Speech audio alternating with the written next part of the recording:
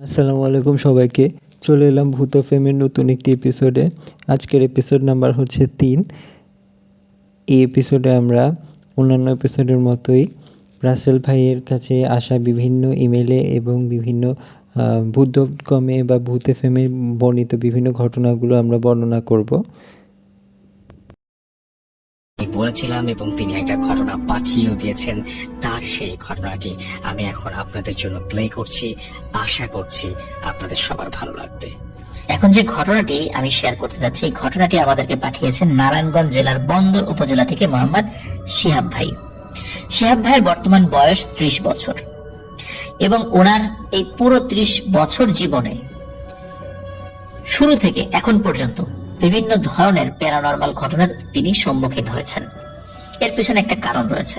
কারণটা হলো ওনার বাবা একজন কবিরাজ, যিনি ধরা রোগীকে সুস্থ করা, সেই সাথে জাদু টোনায় আক্রান্ত বিভিন্ন রোগীদেরকে অসুস্থ অবস্থা থেকে আবার আল্লাহর রহমতে সুস্থতার দিকে নিয়ে যাওয়া, এটা ওনার রেগুলার একটা কাজ ছিল। এবং সারাদিন অনেক রোগী ওনাদের বাড়িতে আসতো। তবে উনি মাগরিবের নামাজের পর রোগী দেখতেন। দেখা যেত কোনো জিনে ধরা রোগী ওনাদের বাড়িতে এসেছে, সেই রোগীকে ওই জিনে ধরা অবস্থা থেকে সুস্থ করে ওই জিনকে বশীভূত করে রাখার বিষয়ে ওনার বাবা ছিলেন সিদ্ধহস্ত। এখন দেখা গেল যে একটা জিনকে তিনি বশীভূত করে রেখেছেন, কিন্তু ওই জিনের যে আত্মীয় স্বজন এরা তো বাহিরে রয়েছে, বা কোন জিন উনি ছাড়িয়ে দিয়েছেন বা বশীভূত করেননি, ওই জিন তো ক্ষিপ্ত হয়ে ঘুরে বেড়াচ্ছে। এই সমস্ত কারণে ওনার পরিবারের উপরে বিভিন্ন ধরনের সমস্যার সৃষ্টি হতো, আর এই সমস্যার প্রধান শিকার হতেন শিহাব ভাই। এই জন্য ছোটবেলা থেকেই উনি বিভিন্ন সমস্যার মুখোমুখি হয়েছেন বা এখনো হচ্ছেন। মূল ঘটনাতে চলে যাই। 2003 সাল, ওনার বয়স তখন 10 বছর। ওনাদের বাড়িতে যে সারাদিন রোগী আসতো, এই বিষয়টা না ওনার আম্মা পছন্দ করতেন না, শিহাব ভাইয়ের আম্মা আর কি। কারণ যেহেতু শিহাব ভাই অসুস্থ হয়ে থাকতেন, বিভিন্ন ধরনের সমস্যা হতো, তো এই জন্য তিনি তার হাজবেন্ডকে সবসময় মানা করতেন এই ধরনের কাজ না করতে। আর শিহাব ভাই রাত্রেবেলা ভালো করে ঘুমাতে পারতেন না, ভয়ঙ্কর ভয়ঙ্কর স্বপ্ন দেখতেন, চিৎকার দিয়ে ঘুম থেকে উঠে যেতেন। আর দিন হোক রাত হোক সবসময় আশেপাশে কারো উপস্থিতি তিনি অনুভব করতেন। এমনকি দিনের বেলায় উনি বাসায় একা থাকতে পারতেন না, সবসময় মনে হতো কালো একটা অবয়ব ওনার আশেপাশে ঘুরে বেড়াচ্ছে। আনুমানিক এই অবয়বটির উচ্চতা ছিল 10 থেকে 12 ফুট। কালো পোশাক পরা, কিন্তু চেহারাটা স্পষ্ট বোঝা যেত না। আর রাতে যেহেতু তিনি ভয় পেতেন, তাই তিনি তার আব্বু আম্মুর সাথেই ঘুমাতেন। আর ঘটনাটি এমনই এক রাতে ঘটেছে। উনি রাতে ঘুমিয়েছেন, উনি তখন আধো ঘুম আধো জাগ্রত অবস্থা, এমন একটা সিচুয়েশন আর কি। হঠাৎ করে তিনি ওই অবস্থাতে দেখতে পাচ্ছেন একটা কালো ছায়া মূর্তি, তার এক হাতে একটি টিয়া পাখি রয়েছে এবং দূর থেকে ইশারা করে তাকে ডাকছে এক হাত দিয়ে, যে এদিকে আয়, এদিকে আয়, পাখি নিবি, আয় নিয়ে যা, আমার থেকে পাখি নিয়ে যা। বাচ্চারা কিন্তু পাখি দেখলেই তাদের ভালো লাগে, নিতে চায়। উনি ঘুমের ভেতরেই উঠে দাঁড়ান। ঘরের দরজা কিন্তু বন্ধ, কিন্তু দরজা কিভাবে খুলে গেছে কেউ বলতে পারে না, এবং উনি খুলেছেন কিনা তাও সেটা উনি বলতে পারেন না। উনি দরজার বাহিরে চলে যান। অদ্ভুত বিষয় হলো, ওনাদের বাড়ির যে মেইন গেট সেটা কিন্তু রাত্রে তালাবদ্ধ থাকে। আর ওই গেট এবং আশেপাশের দেয়ালের উচ্চতা এতটা যে কোনো 10 বছরের বাচ্চার কাছে এটা অসম্ভব যে এই দেয়ালটা পার হওয়া। উনি যখন বাহিরে বের হয়েছেন, হঠাৎ করে ওনার আব্বুর ঘুম ভেঙে যায়। উনি যখন দেখেন যে তার সন্তান শিহাব ভাই বিছানায় নেই, তখন উনি চিন্তা করেন কি ব্যাপার, কোথায় গেল, ওয়াশরুমে গেল কিনা। ওয়াশরুম তো অ্যাটাচ ওয়াশরুম, তো ওয়াশরুমে তো সে নাই।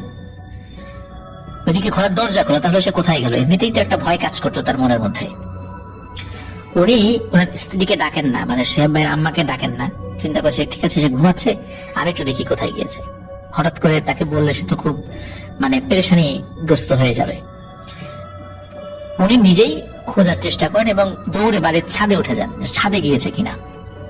ছাদে উঠে উনি যে ভয়ানক একটা দৃশ্য দেখেন, মানে এটা আসলে কি বলবো, এটা কোনো বাবার পক্ষে এই জিনিসটা দেখাটা আসলেই অনেক মানে পেরেশানির একটা বিষয়।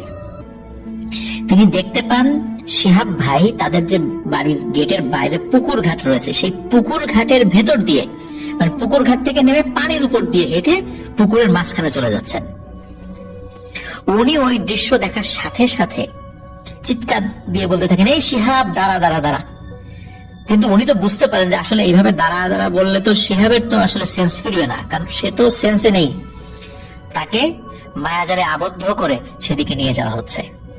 তিনি দ্রুত নিচে গিয়ে গেটের চাবিটা একটা নির্দিষ্ট জায়গায় রাখা ছিল, সেটা হাতে নিয়েই দ্রুত গেট খুলেই পুকুর পাড়ে চলে যান। কিন্তু পুকুর পাড়ে গিয়ে দেখেন একটা অদ্ভুত ব্যাপার, সেটা হলো এই শিহাব ভাই উনি পুকুরের ভেতরে না, পুকুরের সিঁড়ির উপর পড়ে আছেন এবং দূরে পানির মধ্যে দুটো অবয়ব মারামারি করছে পানির উপরে। তারা কিন্তু পানির মধ্যে ডুবে মারামারি করছে, বিষয়টা এরকম না, পানির উপরে মারামারি করছে। দুটো অবয়বই কালো পোশাক পরা এবং একটা ছোট বালতির মধ্যে যদি একটা বড় মাছ রাখা হয়, সে মাছ ছটফট করলে কিরকম শব্দ শোনা যায়, ওই পুকুরের মধ্যে থেকে ওই ধরনের শব্দ হচ্ছে। তো উনি ওই দিকে আর খেয়াল না করে দ্রুত শিহাব ভাইকে নিয়ে ঘরে চলে আসেন। তো ঘরে চলে আসার পর ওদিকে শিহাব ভাইয়ের মাও জেগে গিয়েছে, বলে কি হয়েছে, তখন বলেন যে এই ঘটনা। তখন তাকে ঝাড়ফুঁক করা হয়। পরবর্তী দিন শিহাব ভাইয়ের বাবা তিনি তার অনুগত জিনদের মাধ্যমে জানতে পারেন যে এক রোগীকে উনি সুস্থ করেছিলেন জিনের হাত থেকে। ওই জিনটি শিহাব ভাইকে ক্ষতি করার জন্য নতুন করে পিছু নিয়েছে এবং এই কালো অবয়বের বেশে রাতের বেলা হাতে টিয়া পাখি নিয়ে স্বপ্নের মধ্যে তাকে ডাক দিয়েছিল। এটি মূলত সত্যি সত্যি তাকে ডাক দিয়েছিল, কিন্তু স্বপ্নের মধ্যে সে মানে দেখেছে এবং বাস্তবে সেটা ছিল ওখানে। এবং তাকে ওই পুকুরের মধ্যে, পানির মধ্যে মাছ পুকুরে নিয়ে গিয়ে ডুবিয়ে মেরে ফেলার একটা পরিকল্পনা ছিল। কিন্তু শিহাব ভাইয়ের বাবার অনুগত আরো একটি ভালো জিন সেই বিষয়টি খেয়াল করে এবং খেয়াল করার পর ওই পুকুরের পানির উপর যখন সে চলে গিয়েছে, তখন তাকে ওখান থেকে সরিয়ে সিঁড়িতে নিয়ে আসা হয় এবং তখন ওই দুষ্টু জিনের সাথে ভালো জিনের ধস্তাধস্তি মারামারি শুরু হয়ে যায়। এবং এই মারামারি যখন চলছিল ওই সময় হচ্ছে শিহাব ভাইয়ের বাবা গিয়ে শিহাব ভাইকে উঠিয়ে নিয়ে আসে। শিহাব ভাইয়ের বাবা যখন ওই জিনকে ধন্যবাদ দেয়, তখন ওই জিন আবার এমন একটা বিষয় বলে বসে, তখন সেটা হয়ে যায় আর একটা চিন্তার বিষয়। ওই জিন বলে যে শিহাব ভাইকে তার পছন্দ, সে তার বোনের জন্য তাকে পছন্দ করেছে, সুতরাং তার বয়স যখন 20 বছর হবে তখন শিহাব ভাইকে নাকি নিয়ে যাবে। তখন শিহাব ভাইয়ের বাবা তো খুব পেরেশানিগ্রস্ত হয়ে পড়েন যে তুমি তার উপকার করেছো, এখন এটা কি বলো, নিয়ে যাবা মানে হ্যাঁ নিয়ে যাব, তবে হ্যাঁ একটা কাজ যদি করেন তাহলে আপনার ছেলে বেঁচে যাবে, না হলে কিন্তু আমি নিয়েই যাব। বলে কি, বলে এই ছেলের বয়স যখন 20 বছর হবে, 21 বছর হওয়ার আগেই তাকে একজন দিনদার নামাজি মেয়ের সাথে বিয়ে দিয়ে দিতে হবে। যদি এই কাজটি করতে পারেন তবে আপনার ছেলেকে আমরা নিতে পারবো না, না হলে কিন্তু নিয়ে যাবই। আর এখন থেকে ওকে সবসময় চোখে চোখে রাখবেন। আমি যদি নাও নিয়ে যাই তাহলে কিন্তু অন্য দুষ্টু জিনেরা যাদেরকে আপনি ক্ষতি করেছেন, বিভিন্ন মানুষের উপর থেকে ছাড়িয়েছেন, তাদেরকে বশীভূত করে রেখেছেন, তার আত্মীয় স্বজনরা কিন্তু ওর ক্ষতি করবে বা নিয়ে যাবে, তখন কিন্তু আমাকে দোষ দিতে পারবেন না। এবং ওই জিন শিহাব ভাইয়ের বাবাকে বলে দেন যে শিহাব ভাইকে কি কি আমল করতে হবে এবং সারা জীবন ওইটা করেই যেতে হবে। এবং শিহাব ভাই এরপর থেকে এখন পর্যন্ত তিনি এই কাজগুলো করে যাচ্ছেন। প্রিয় লিসেনার্স, শিহাব ভাইয়ের প্রথম ঘটনাটি আপনারা শুনলেন। এই মুহূর্তে আছেন আপনাদের সবার প্রিয় ডক্টর আলিফ, এবং যার ঘটনা আপনারা সবসময় শুনতে চান, শুনতে পছন্দ করেন, শুনতে ভালোবাসেন, এবং আমন্ত্রণ জানাচ্ছি আমাদের আজকের এই এপিসোডে ঘটনা শেয়ার করার জন্য। Thank you so much Rasel ভাই। এটা ঘটনা 2018 সালের ঢাকার ঢাকার কোন একটা জায়গায় তাদের বাসা। সেই বাসাতে থাকতো হচ্ছে নাসরিন রহমান ও রুমি নামে একজন মহিলা। সেই মহিলা বিয়ে করেছিলেন রাফি নামের একটি ছেলেকে। এবং বিয়ের পর থেকেই রাফির গ্রামের বাড়ি মানে যেহেতু নওগাঁ ছিল, বিয়ের পর থেকে রাফি তাদের সাথে থাকতো। তো ঢাকাতে যখন থাকতেন তখন এই রুমিয়াপুর বাসায় থাকতো, রুমিয়াপুর বাবার বাড়িতে। তো বিয়ের 3 দিন পর রাতের ঠিক পরের দিন মানে বিয়ের 3 দিন পর তাদের থাইল্যান্ডে যাওয়ার কথা ছিল। তো সকালে যেহেতু তাদের ফ্লাইট, তার আগে আগে সবাই ঘুমিয়ে পড়ে, রাত 3টা কি 4টা, তখন ঘড়ি দেখা হয় না ঘুম ভাঙার কারণে। ঘুমের মধ্যে তিনি দেখতে পায় একজন বয়স্ক মহিলা, বয়স 70 কি 80 হবে, তার সামনে আসে এবং তার পাশে তার হাজবেন্ডকে জবাই করে মাথাটা নিয়ে দৌড় দেয়। সেই মহিলার পিছু নেয় তিনি স্বপ্নের মধ্যে, এবং সেই মহিলারা দেখা যায় একটা মাথাটা নিয়ে একটা নৌকায় ওঠে এবং নৌকাতে কোনো মাঝি নাই, অটোমেটিক সেই নৌকাটা নদীর মাঝ থেকে হাওয়া হয়ে যায়। তিনি ধরপড় করে উঠে যান, তার হাজবেন্ডকে তিনি জানান। তার হাজবেন্ড আচ্ছা বাদ দাও, তুমি এটা হয়তো বেশি টেনশনে ছিলা এবং বিয়ে ছিল অনেক ঝামেলা, তুমি যেহেতু কাঁদছিলা, তুমি একটা টেনশন করো না, তুমি স্ট্রেসের মধ্যে আসো। তো তিনি দেখেন যে তিনি ঘুমের মধ্যে থেকে অনেক কাঁদছিলেন এবং তার চোখ ভেজা ছিল এবং ফুলে ছিল। তো পরের দিন সকালে তারা থাইল্যান্ডে যায় এবং যাওয়ার পরই রুমিয়াপুর প্রচন্ড জ্বর এবং প্রচন্ড শরীর ব্যথা শুরু হয়। সেখানে তারা আর ঘোরাঘুরি করতে পারেনি, যতদিনই তারা ছিল ততদিনই জ্বর ছিল এবং বমি ছিল। এবং রুমি আপু যে তিনি কিছু খেলেই সাথে সাথে বমি করে ফেলে দিতেন, এক কথায় কিছু খেতে পারছিলেন না। 6ষ্ঠ দিন বাংলাদেশে আসার আগে তিনি আবারও স্বপ্ন দেখলেন। এবার তিনি স্বপ্নে দেখেন সেই মহিলা তার দিকে এগিয়ে আসছে, তার হাতে মুঠ করে কি যেন দিয়ে চলে গেলেন। তিনি মুঠ খুলতেই দেখেন তার স্বামীর চোখ, সেই চোখ রক্তে মাখা, আর তার হাতের মধ্যে সেটাই সেই চোখগুলা নড়ছে। তার এই স্বপ্ন তার হাজবেন্ডকে আবারও বলা হয়। তার হাজবেন্ড বলে তুমি ভাত দাও তো, তুমি ঘুমের ওষুধ খাও, বাংলাদেশ যে একটা ভালো ডাক্তার দেখাবো। সেই বলে তিনি দেশে নিয়ে আসে, কারণ ওইখানে তিনি ডাক্তার দেখাননি। দেশে নিয়ে আসার পর তার আচরণে দেখা যায় বিশাল পরিবর্তন। তিনি ঘরের মধ্যে সবকিছু ছুঁড়ে মারা শুরু করে, এত জোরে জোরে ছুঁড়ে মারতো যে কারো গায়ে যদি লাগতো সেও আঘাত পেত। এরকম করে প্রায় 2 মাস চলে যায়। যেদিন ঘুমের ওষুধ খেত তিনি ভালো থাকতো, যেদিন খেত না সেদিন বাসার অবস্থা খারাপ করে দিত। মেয়েটার বাবা তাকে কিছু সাইকিয়াট্রিস্টের কাছে নিয়ে যায়। এর মধ্যে একজন সাইকিয়াট্রিস্ট বলে যে তিনি অনেক দিনের স্ট্রেস ছিল, তাকে বিশ্রাম নিতে হবে। প্রেসক্রিপশনের ওষুধ শুরু হয়ে যায়, সাথে সাথে তার অবস্থা আরো বেশি খারাপ হতে থাকে। আগে যা একটু কথা বলতো এখন তাও বন্ধ। তিনি খুব অল্প কথা বলা শুরু করলেন, 100%-এর জায়গায় 90% কথা বন্ধ হয়ে গেছে, 10% কথা বলতেন। এর মানে এই না যে তিনি আগে কথা বলতেন না, তিনি আগে অনেক কথা বলতেন। তো যখনই কথা বলতেন কারোর সাথে বাজে ব্যবহার করতেন এবং সবার সাথেই। এবং যেদিন রাতে স্বপ্ন দেখতেন তার স্বামীকে বলতেন যে তিনি কি কি স্বপ্ন দেখেছেন। আর তিনি প্রায় সময় একটা নৌকা দেখতেন স্বপ্নে, এবং সেই নৌকা একজন বয়স্ক মহিলাকে নৌকার মধ্যে দেখতেন, এবং সেই মহিলা তার স্বামীর মাথাটা ঠিক নৌকার মাঝখানে রাখত। সেদিন ভোর থেকে গুড়ি গুড়ি বৃষ্টি। ঘুম থেকে ওঠে রুমিয়াপুর বাবা। তার বাবা দেখে ডাইনিং টেবিলের ঠিক মাঝ সিলিংয়ের উপরে পা নিচে মেয়ের মাথা, আর মেইন দরজার সামনে কে যেন দাঁড়িয়ে আছে। তিনি এক চিৎকার দেন, বাসার সবাইকে জড়ো করেন, তার মেয়েকে উদ্ধার করেন। কাছে যেতেই সে অবয়বটা এক দৌড় দিয়ে রান্নাঘরের স্টোররুমের দিকে ঢুকে পড়ে। তার মেয়েকে উদ্ধার করে নর্মাল করে সেই স্টোররুমে যেয়ে দেখে যে কেউ নেই। তিনি বাসায় সেদিন একজনের উপস্থিতি বুঝতে পারছিলেন। তার মেয়ে তাদের জানায় রাতের বেলা তিনি ঘুমাচ্ছিলেন, হঠাৎ এই রুমিয়াপুর ঘুম ভাঙে। তিনি দেখতে পান পায়ের সামনে কে জানি দাঁড়িয়ে আছে, তার হাতে কিছু একটা। তিনি ঘুমের মধ্যে দেখতে পান দেখে তার এক চিৎকার দেয় তাকে দেখে, যে স্বামীর সেই চিৎকার শুনতে পায় না, এত জোরে জোরে চিৎকার করছে, অথচ স্বামী কিছুতেই শুনছে না। ধীরে ধীরে সেই জিনিসটা তার কাছে আসে, তাকে টান দিয়ে হ্যাচকা বারান্দা নিয়ে যাওয়া হয়। এরপরে নিয়ে যাওয়া হয় তাদের ছাদে। অন্ধকার ছাদে অনেকগুলো মানুষ রেলিং এর উপর দাঁড়ানো। তিনি চিৎকার করছে এবং বলছে আমাকে ছাড়েন, আমাকে বাঁচাও বাঁচাও বলে বলছে বারবার। রুবিকে বলা হয় তুই থাম, চিৎকার দিয়ে তুই কিছু করতে পারবি না। তাকে ঝোলানো হয় বাড়ির ছাদ হতে। তিনি বুঝে গেছিলেন তার মৃত্যু অবধারিত, এবং এরকম মৃত্যু তিনি কখনো কাম্য করে নাই। তিনি একসময় ওই ঝুলন্ত অবস্থায় বেহুশ হয়ে পড়ে যান। সকালে তার ঘুম ভাঙে তার বাবার চিৎকারে। তিনি দেখেন তিনি ঝুলে আছেন ডাইনিং স্পেসে। রুমিয়া অনেক রেগুলার অনেক কিছু করতো। ফর এক্সাম্পল তিনি সাজতে অনেক পছন্দ করতো, এগুলি সবই বন্ধ ছিল। যখন তার অবস্থা খারাপ হতে থাকলো তিনি দেখা যেত মোস্তাদা গান, তার চুলগুলো সবসময় এলোমেলো হয়ে থাকতো। কেউ চুলে যদি তেল দিতে চাইতো, স্পেশালি তার মা, তিনি দেখা যেত তেলটা ছুঁড়ে মারছেন। কিন্তু যারা রুমিকে চেনে সবাই একই কথা বলেছে, এটা তো রুমি না, এটা এরকম সে হতে পারে না। এই সমস্যা বাসাতেও শুরু হতে থাকে। দিনের বেলা রাতের বেলা কেউ না কেউ মাঝে মাঝে কাউকে দরজার সামনে দাঁড়িয়ে থাকতে দেখতো। মেইন দরজার সামনে। বাইরে যাওয়া মানা হয়ে গেল রুমির। তার স্বামীর সাথে রাতের বেলা থাকলেও মাঝে মাঝে তাকে মস্ত দেয় সকালবেলা রান্না ঘরে পাওয়া যেত অথবা স্টোর রুমে পাওয়া যেত।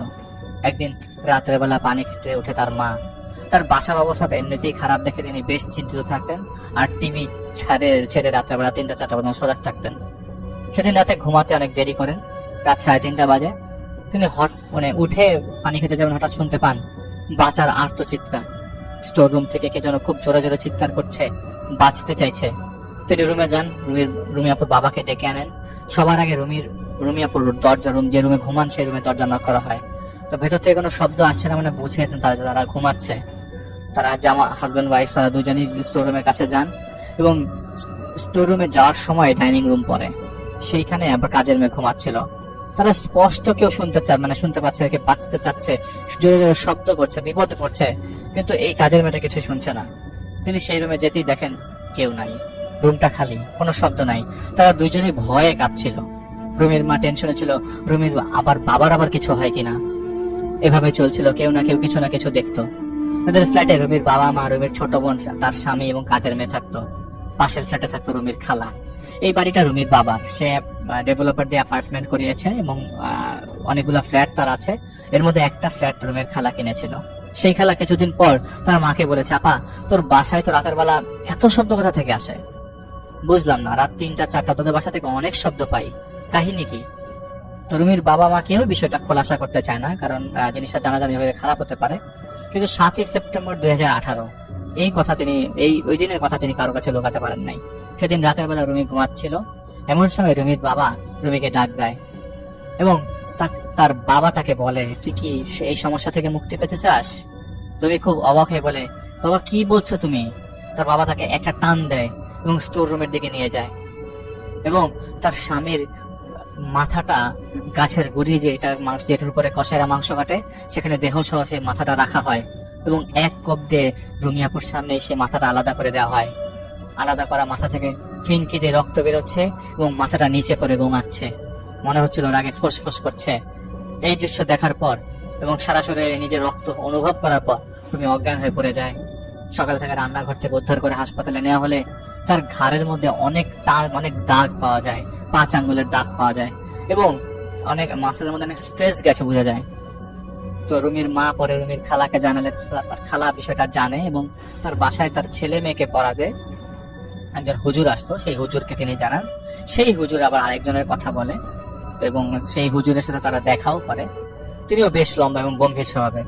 তিনি তার বাসায় যান এবং বাসায় ঢোকার সময় তিনি বলেন, আপনাদের বাসায় কেউ আছে, আপনাদের ক্ষতি করতে যাচ্ছে, আমি দেখতে পাচ্ছি। সে খুব অপলক দৃষ্টিতে আপনাদের দিকে তাকিয়ে আছে এবং সবসময় তাকিয়ে থাকে। আপনারা সাবধানে থাকবেন। আমি এই গ্লাসে পানি ভরে দিচ্ছি, 7 দিন এই পানি আপনারা ছিটাবেন, সবাই নামাজ পড়বেন। এবং ওইখানে ওনারা সবাই বলেন যে তারা সবাই নামাজ পড়ে এবং সন্ধ্যায় মাগরিবের আজানের সময় এই পানিটা ছিটাবেন পুরা বাসা, কোনো কোনাও যাতে বাদ না যায়। তারা পুরা বাসায় পানি ছেটায় এবং সেই স্টোর রুম ছাড়া। সেদিন রাতে তারা সবাই ডাইনিং রুমে থেকে অনেক চিৎকারের আওয়াজ পেতে থাকে, কিন্তু রুমি ঘুম, তিনি একটু শব্দ পান। তার হাজবেন্ড জাগে এবং সবাই মিলে ডাইনিং টেবিলে আসে রুমির দরজা লাগিয়ে, যাতে রুমি কোনো শব্দ না পায়। ডাইনিং রুমে মেঝেতে নারিকেলের ছোবার মতো অনেক ময়লা পড়ে আছে। সবাই সজাগ, কি হয়েছে? শব্দ আসতে থাকে সবার পাশের স্টোর রুম থেকে, একের পর এক শব্দ, কে যেন কাকে মেরে ফেলছে। কর কর কর কর শব্দ হচ্ছে, মনে হচ্ছে রক্ত পড়ছে ফিনকি দিয়ে, কে যেন স্টোর রুমের ভেতর মারা যাচ্ছে। তারা সবাই স্টোর রুম খুলে দেখে রুমি পড়ে আছে, চারিপাশে শুকনা রক্ত, রুমির পিঠে জমাট বাঁধা রক্ত, কিন্তু রুমি বেহুশ। তাকে হাসপাতালে নিয়ে যাওয়া হয়। যেতে যেতে রুমির স্বামী বলল, আমি মাত্র রুমের মধ্যে দেখে আসলাম রুমিকে ঘুমাচ্ছে, এখন কি একটা অবস্থা। আর সবাই খুব কাহিল অবস্থা। রুমির হুশ আসলে রুমি বলে তিনি আবারও সেই নৌকা স্বপ্ন দেখেছেন। সেই নৌকায় কোনো মাঝি নেই এবং তিনি একটি তীরে দাঁড়িয়ে আছে। নৌকা থেকে সেই বয়স্ক মহিলা তার পেটে হাত ঢুকিয়ে দেয় এবং একটা বাচ্চা তার পেট থেকে বের করে নিয়ে আসে। তার পেট থেকে অনেক রক্ত আসে, তিনি রক্ত বমি করতে থাকে এবং তার পেট থেকে যে বাচ্চা নিয়ে আসে, সেই বাচ্চা তার স্বামীর মাথা সহ নৌকার ঠিক মাঝে নিয়ে চলে যায়। তিনি কোথায় যায় কেউ জানে না। কাঁদতে কাঁদতে তীরে রুমি বেহুশ হয়ে পড়ে। পরে হাসপাতাল থেকে ঘুম পাড়িয়ে দেওয়া হয়। হাসপাতালে তার ঘুম যখন সে তার হুশ ফেলে, তখন একটা বেড ভাড়া করে 1 রাত থাকে এবং পরের দিন দুপুরে তারা বাসায় আসে। এদিকে বাসায় এসে শোনে আরেক এলাহি কাণ্ড। বাসায় যখন তারা রুমিকে নিয়ে হাসপাতালে গিয়েছিল, তখন এই স্টোররুম থেকে ধস্তাধস্তি এবং মারামারির শব্দ, কে জানি কাকে মারছে, জবাই করছে, এরকম শব্দ।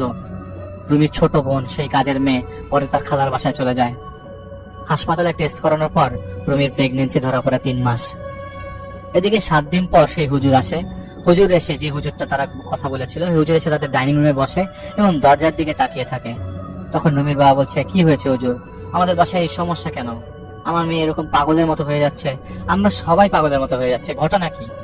আমার বিজনেসের অবস্থা খুব খারাপ, আমি কোথাও যেতেও পারছি না। হুজুর বলে, আপনি এক কাজ করেন, আপনার মেয়েকে নিয়ে আসেন।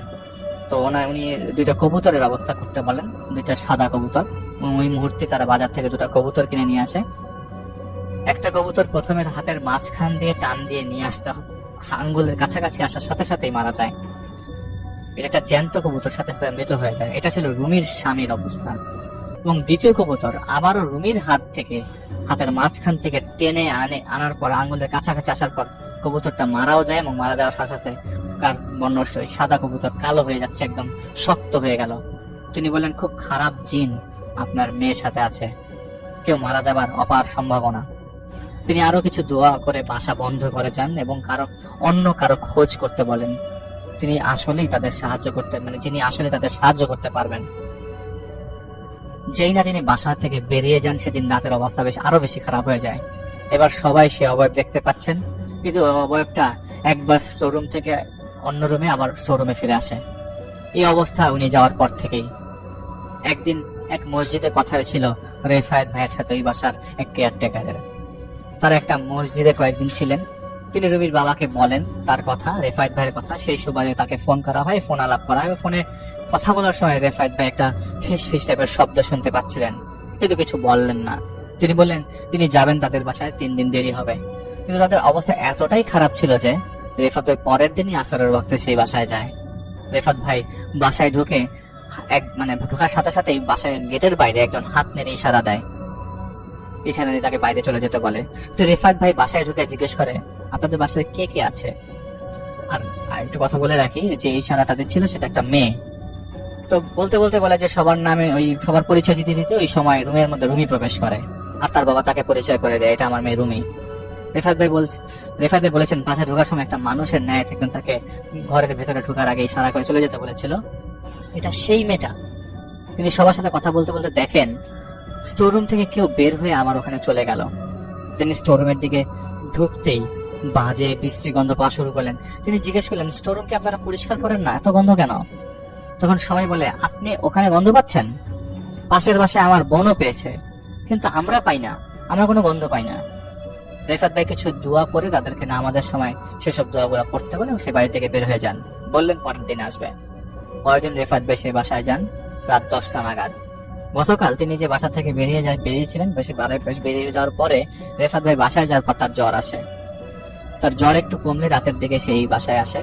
তার ওস্তাদা তাকে আগেই জানিয়ে দিয়েছেন মোটামুটি ঘটনা কি। তারা বলেছেন যা হয়েছে তা পাপ, যারা করেছে তাদের বুক পিট নাই। এখানে রুমির বিয়ের আগে একটা বিয়ে হয়েছিল, সেই ছেলেকে রুমি সেই ছেলেকে ছেড়ে রুমি এই ছেলেকে পছন্দ করে ছেড়ে দেয়, কারণ তার ওই আগের হাজবেন্ডের সাথে বনিবনা হচ্ছিল না। এদিকে রুমি তার বাবা মা ছাড়া থাকতে নারাজ ছিল, আর এই নিয়ে স্বামীর মধ্যে তার মতের অপার্থক্য এবং ঝগড়া লেগে থাকতো। সেই আগের স্বামী এবং তার মা রুমি যাতে এই সংসারেও টিকতে না পারে এবং ওর স্বামী যাতে ছেড়ে দেয় এবং স্বামীর ক্ষতি করার জন্য একটা জিনের সাহায্য নেয়। সেই জিন সুদূর বাংলাদেশ থেকে নিয়ে আসা হয় এবং পরিকল্পনা করে তাদের পুরো ফ্যামিলি এবং রুমির পেটের বাচ্চাটাও ধ্বংস করে দেওয়ার। পেটের বাচ্চার খবর কিভাবে জানলো সেটা আমরা সামনে আসছি। তো রেফাত ভাইকে তার ওস্তাদরা বলেন যে তুমি রুমির মধ্যে সে জিন আনো, তাকে আনার জন্য কিছু নিয়ম আছে, আমরা 7 জনে সেখানে থাকবো এবং তোমার যাবতীয় হেল্প করবো। তুমি রুমিকে ডেকে তাকে রুমিকে ডেকে বসাবা এবং বসানোর সময় দেখা গেল যে তাকে নর্মাল লাগছিল, কিন্তু রুম অন্ধকার করে তার ভেতরে সেই জিন আনা হলো। সেই জিনকে পরে স্বীকার করানো হয় এবং ঘটনা কি জানতে চায়। সেই জিন বলে তাকে একটা পাঠা বলির মাধ্যমে আনা হয় এবং এইসব কাজ করানো হয়। তাকে দায়িত্ব দেওয়া হয় রুমের স্বামীকে মেরে ফেলতে এবং তার বাচ্চাকে মেরে ফেলতে। সেই সুবাদে সেই জিনের সাহায্যে একটা পুতুল জিন একজনের সাহায্যে একটা পুতুল তাদের বাসার স্টোররুমে রাখে এবং এই লোক কাজটা করে তাদের বাসায় গৃহ পরিচারিকা। সেই মেয়েটা থাকতো আগের বাসাতে। সেখানে সেই মেয়ে তার সাথে আসে বলে ওই মেয়ে, কাজের মেয়েটা ওই আগের বাসাটা তার পছন্দ হচ্ছিল না, কিন্তু মেয়েটাকে এনেছিল আগের শ্বশুর বাড়ির লোকজনই। তো তার সাথে এই বাসায় চলে আসে, কিন্তু কাজ করতো তিনি টাকার বিনিময়ে ওদের কথায়। সেই মেয়ে একটা পুতুল তাদের স্টোর রুম রেখেছে, সেই পুতুলে সুচ বাঁধা আছে। সেই পুতুলে কিছুদিনের মধ্যে মাটিতে পুঁতে ফেলা হতো এবং ধীরে ধীরে পুতুল মিশে যেত এবং তার বাচ্চা সহ স্বামীও মারা যেত। তো রেফাত ভাইয়ের ওস্তাদরা বলে তোমাকে এই পুতুলটা নিতে হবে এবং পুড়িয়ে ফেলতে হবে, এবং তুমি পরে রুমির চুল, নখ এবং আর ওই জিনটাও বলছে যে রুমির চুল, নখ, জামার কাপড়, রুমির রক্তে ভেজা কাপড়, রুমির স্বামীর কাপড়, রুমির বাবার কাপড় একটা পুটলিতে রাখা, এবং সেই পুটলিটা রুমিদের স্টোর রুমের উপরে একটা ছোট্ট বাক্স আছে, সেই বাক্সে। তো সব বলার পর রেফাত ভাই সেগুলো উদ্ধার করার সময় তার শরীর ঠান্ডা হয়ে আসছিল। তো তিনি বলেন মাঝে মাঝে সাইকোলজিক্যালি অনেক কিছু ভাবতে পারেন, সেজন্য কি ঠান্ডা লাগছিল কিনা। তিনি সেই কাজের মেয়ের কাছ থেকে আগে কথা স্বীকার করেন এবং সবকিছু কালেক্ট করেন। সেই সব জিনিসগুলো আগুনে পোড়ানো হয় এবং ছাইগুলো ফেলে দেওয়ার সময় বাসা থেকে মনে একটা বিশাল বড় চিৎকার দিয়ে কি উধাও হয়ে গেল। সেই জিনের সাথে থাকা 7 জন জিন, রাফেদের সাথে থাকা 7 জন জিন ওই জিনের সাথে কথা বলছিল, কিন্তু সেগুলা কি ছিল সেগুলা আর রেফাত ভাই আমাদের সাথে শেয়ার করেননি। রুমি সেদিন রাতে ঘুমিয়েছে, প্রায় 8-9 মাসের নির্ঘুম রাত ঘুমে পরিণত হয়। সকালে হাসপাতালে তাদের বাচ্চার অবস্থা চেক করা হয়। হাসপাতালে সবকিছু নরমাল ছিল। প্রায় 4-4.5 মাস পরে রুমি একটি ছেলে সন্তান জন্ম দেয়।